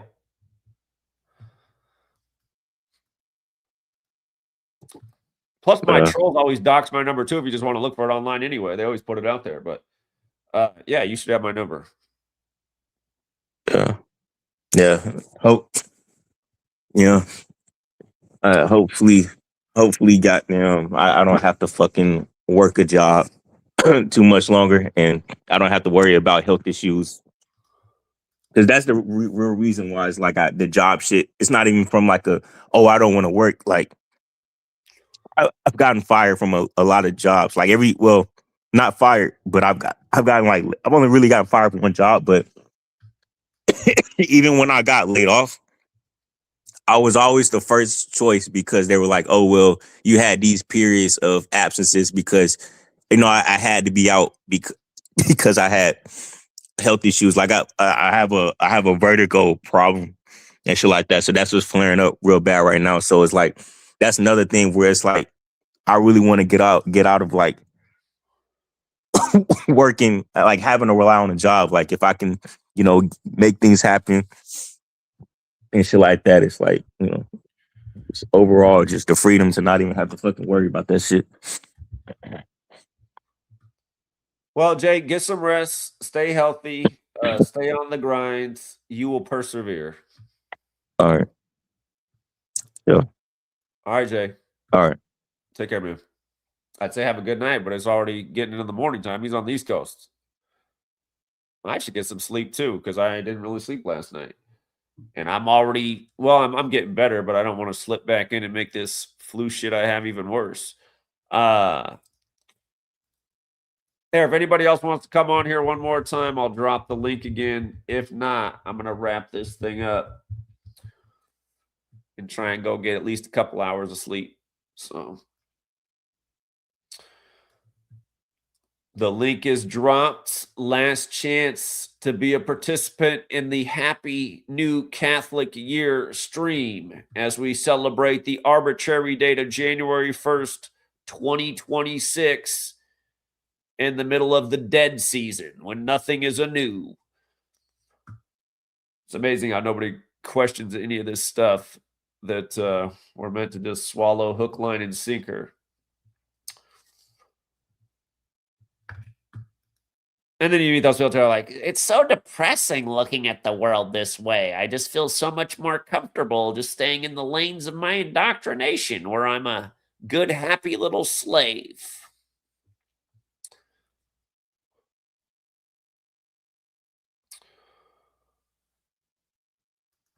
All right. I've been doing my work in the background too, and I have just finished. So again, if you guys don't have, if nobody joins here in the next couple minutes, we are going to wrap this up. So again, if you did want to hop on and say something to the world or yours truly, or ask a question or whatever, haters are even welcome. I get a kick out of my haters when they come on. That Zesty guy earlier, unbelievable, but he made me laugh. Yeah. The opportunity is going to be gone here in just a few minutes because I'm just posting the good old sports content to the people who support the work.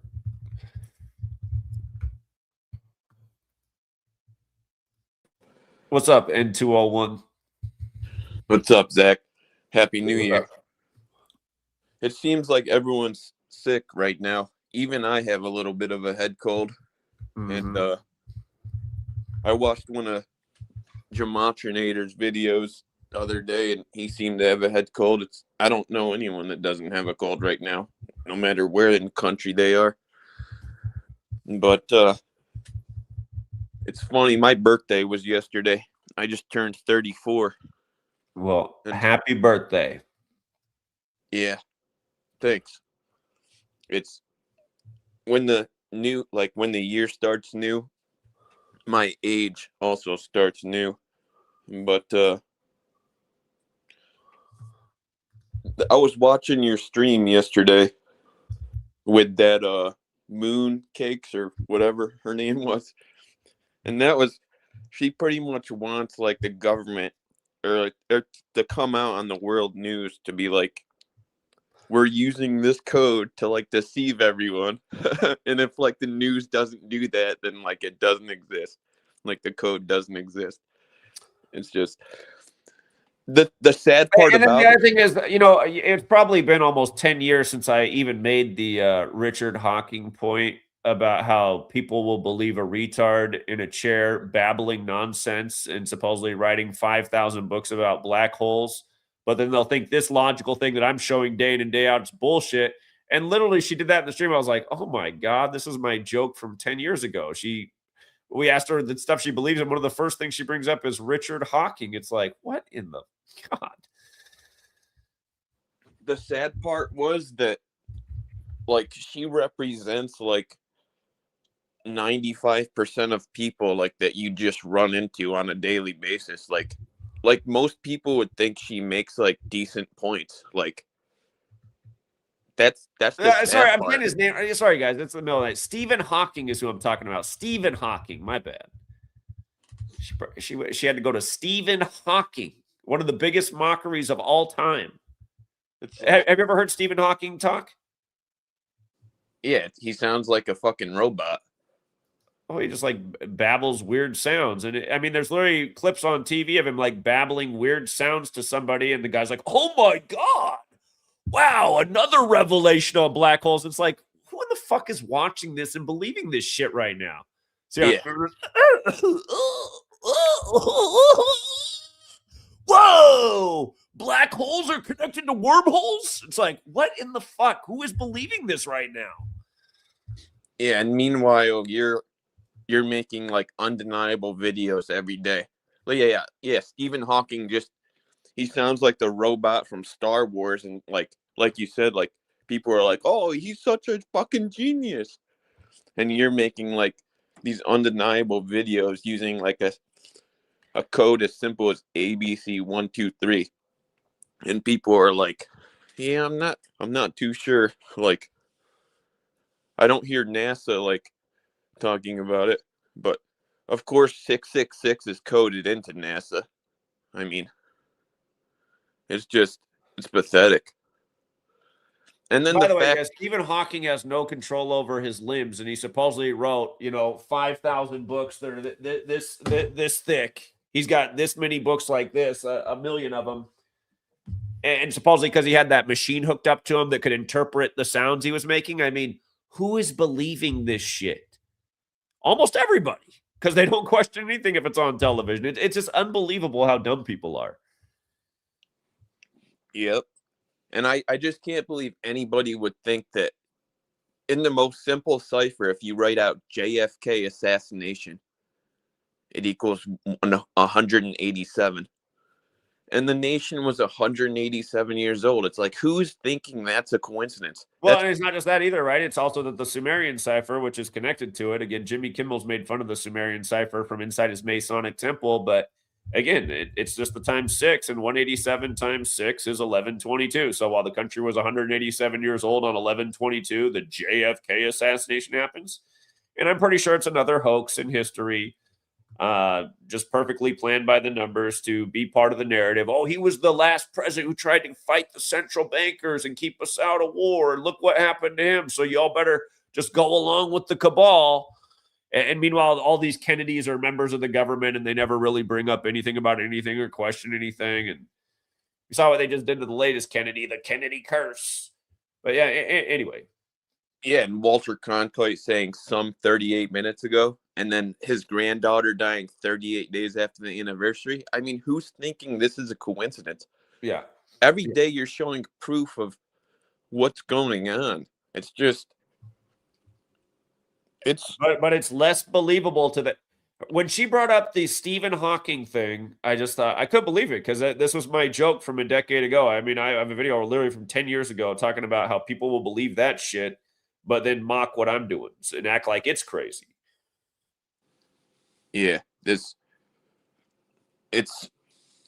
absolutely unbelievable that people are so dumb. It goes back to that movie, Idiocracy. It's like,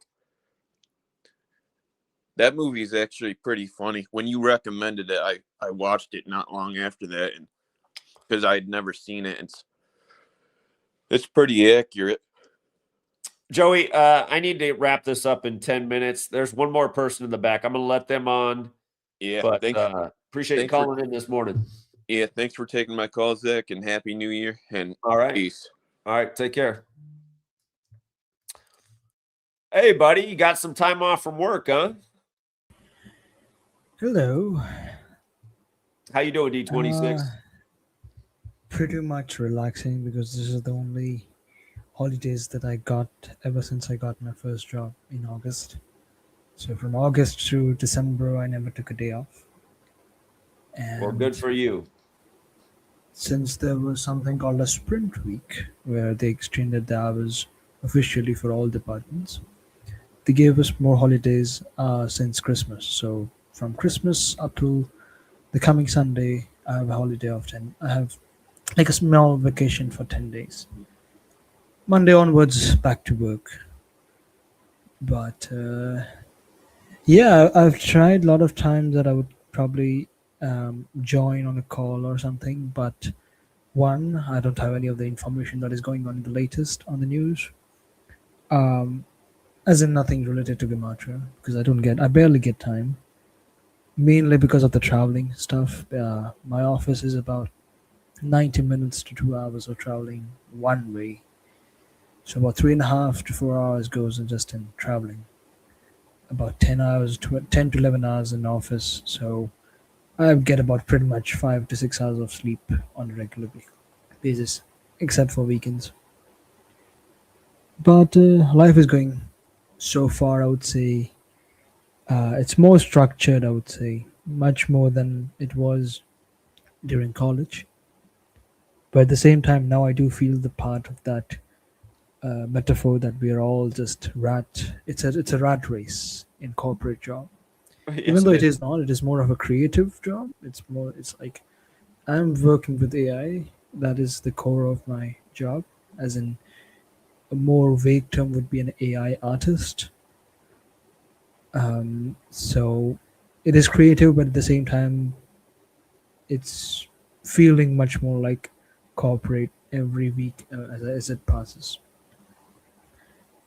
And I should not be saying much, but yeah, there is a lot of.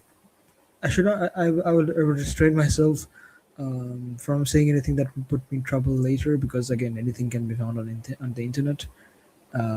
Since now I'm part of that corporate culture, I'm referring to the competitions with other companies and all that stuff. So, but I would say one thing that people need to be aware of, that since what I've seen, I'm pretty sure you're aware of what changes that are happening in the market due to the AI boom that has happened. And it is a bubble that is going to burst. A lot of markets are going to change. Something that I'm not sure if you have covered this in the last 2 months, but are you aware that the RAM prices and the graphic cards and other PC components, their prices have doubled, or maybe you can say tripled in the last 3 months? Are you aware of that? I didn't know that. No, that's interesting. So something, let's say, for example, like say a 32 GB, 32 gigabits of DDR5 RAM, which is a particular consumer RAM, which is something that is running your PCs and your phones.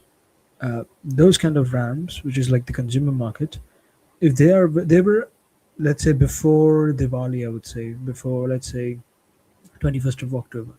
So let's say in first week of October, you would find those components for like $200, $150 on, let's say, on Best Buy or any other retail store in US. Today, the same components are priced at $700, $600, or even if you're going for like 64 gigabits of RAM, it's going touching somewhere like $900, $800. It's all because somewhere in October or November, I think it's the first week of November, OpenAI had made a deal with Micron and other retailers, I would say, Samsung included, where they bought a lot of high speed and high bandwidth data and memory components. That includes your SSDs and your RAM sticks. Okay. RAMs are a little bit different. RAMs is your, like, say, random access memory, and storage devices like SSDs are different. Both of them have skyrocketed so much, and I don't know how did they even get through that deal. But it was something like, if I am Sam Waltman, I'm making a deal with you and another person, and I'm not letting either of you know how much the package of my order is, how huge my order is. And that secrecy led to the monster that came out after revealing that order, was that OpenAI alone has captured 40% of the entire global market for high bandwidth storage data drives. Leading to this is going to be after this, about a week or 2 weeks after this. Have you heard about the company called as Crucial? It's an American brand. I haven't. Crucial is, I would say, the only large like global American brand for memories. Micron is the parent company. Crucial is the brand for their RAM sticks and memories. Okay, I'm familiar with Micron. Okay. Yeah, Micron is the parent company. So Yes. Micron comes out 2 weeks later and says that they are exiting the consumer market, and they will only serve the AI data centers and AI companies for high bandwidth storage. Leading to this, now there's a void and lots of shortages. So expect for the next year or 18 months, at least I would say 12 to 18 months, there's going to be crazy price hikes for anything that requires storage, and that is almost everything in today's time, even from your phones to PC components, gaming consoles, TVs, even cars. If you know now that even cars have memory, they require memory to storage for them, from songs and a lot of data that is allowed now. Right nowadays, even there's something called as smart cars, where there are softwares within that needs to be run, that requires data, that requires memory. So everything is going to get expensive. So I would this is like my dear warning, something that is even I'm considering, that if you want to buy anything that is technology that requires memory and data, do it as soon as possible, because I'm hearing reports that at least in India, revised prices will be coming out, let's say, in a month or two. So something, let's say a laptop that costs about $1,000 right now, it will cost about $1,400, $1,500 in the next 1 or 2 months. Those prices could surge. It's all because of, again, microchip shortage, bandwidth shortage, and something that is curious about all this. It all connects to Taiwan. That's all very interesting information. I wasn't aware of any of that, so I appreciate you being on top of it. And so you have covered Taiwan recently, and like in the last 2 years. That is what I remember very vividly. What how much you have covered Taiwan. Apparently, there's only one company in Taiwan that is uh, literally supplying the competitors the microchips. So something that you should also probably whenever you can or whenever you get the opportunity to look into this. I don't think the name of the brand is TMSC. It's in Taiwan, but this is something that even I'm looking for because I need to buy a laptop and I don't want to be in the I don't want to regret buying the laptop that is much more expensive than what it is right now. So right, I'm already struggling with something called like the SSDs, the external SSD for storage. Had I bought it in October, it would have cost about $120. Right now, the same product is, I think it is on the Amazon Indian website. It cost about as per the conversions, it would be about $280. From 122, it went to $280. That's the situation over here. I know it's not as bad in the U.S. because, like, I was just at a Costco, for example, and they had the new M5 MacBook Pro, and the price didn't really look that much different than it's been for the last 5 years. So, but I imagine it'll, based on everything you said, it'll probably be changing here. They do want to keep technology much cheaper than everything else because they want everybody invested in technology and the screens. But for how long it can be maintained, it is interesting. So, yeah, that is something maybe because I'm not referring to, let's say, MacBooks in particular. So again, it's big. Laptop prices have not increased right now so far because again, it takes a while to make a laptop. The product which you are referring right now, even the one which I'm looking forward to buy, those are made at least, let's say, 3 months, 4 months in advance.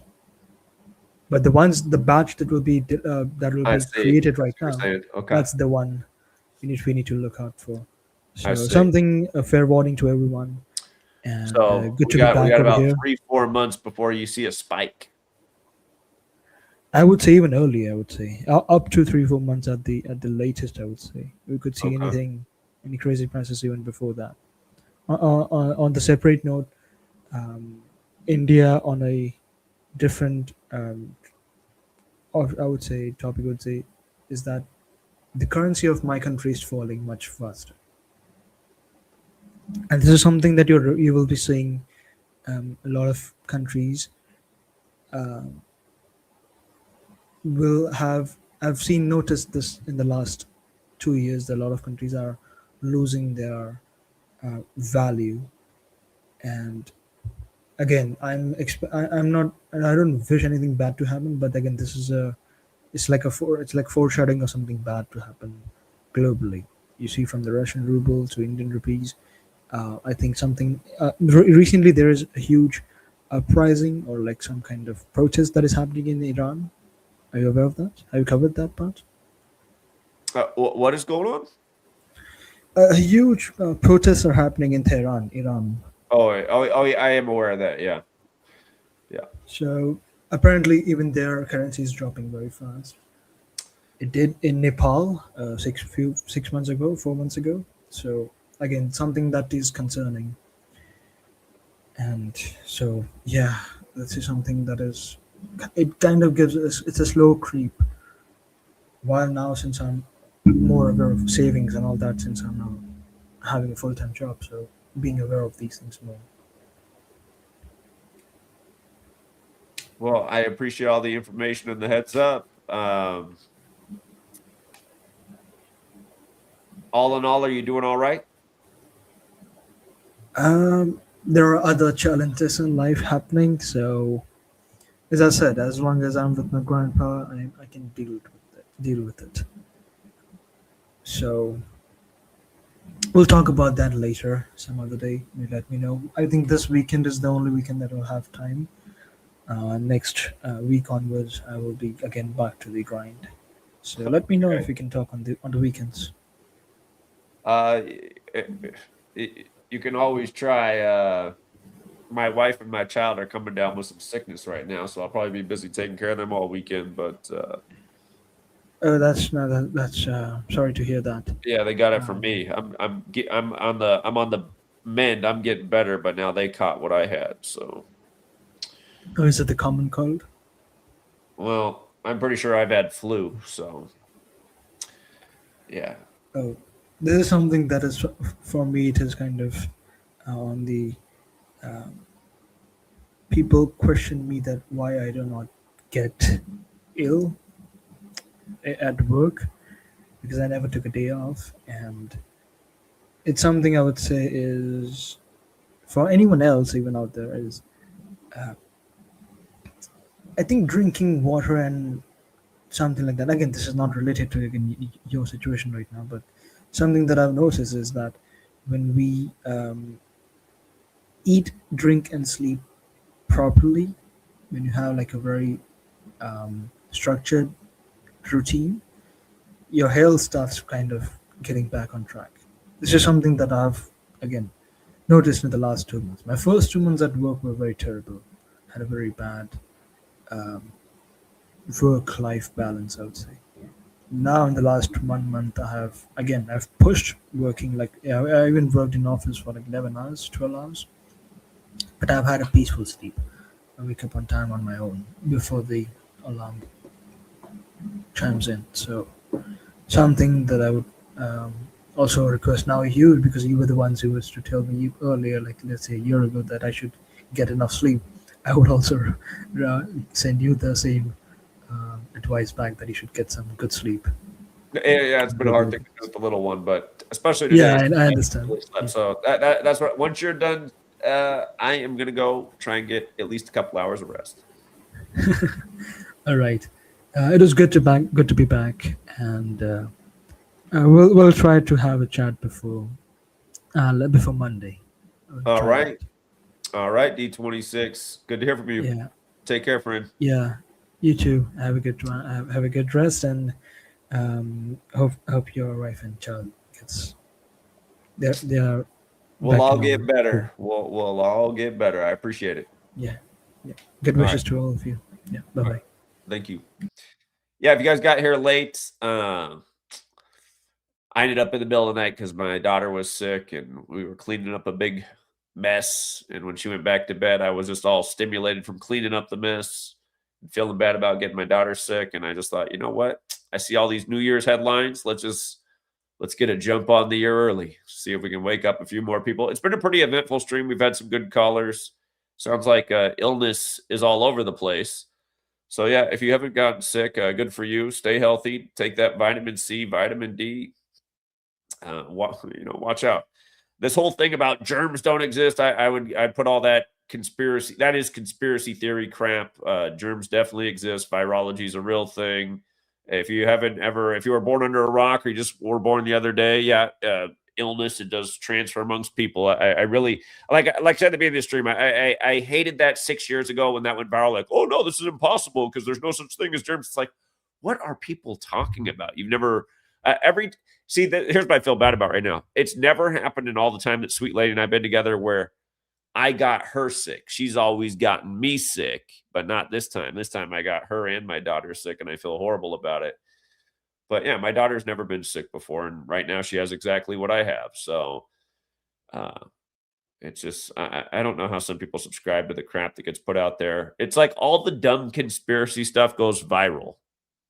The awesome conspiracy stuff, like what I do, never goes viral. Wake up to how that pattern works, you guys. Stop falling for the bullshit. All right, we'll leave it there for now. And until next time.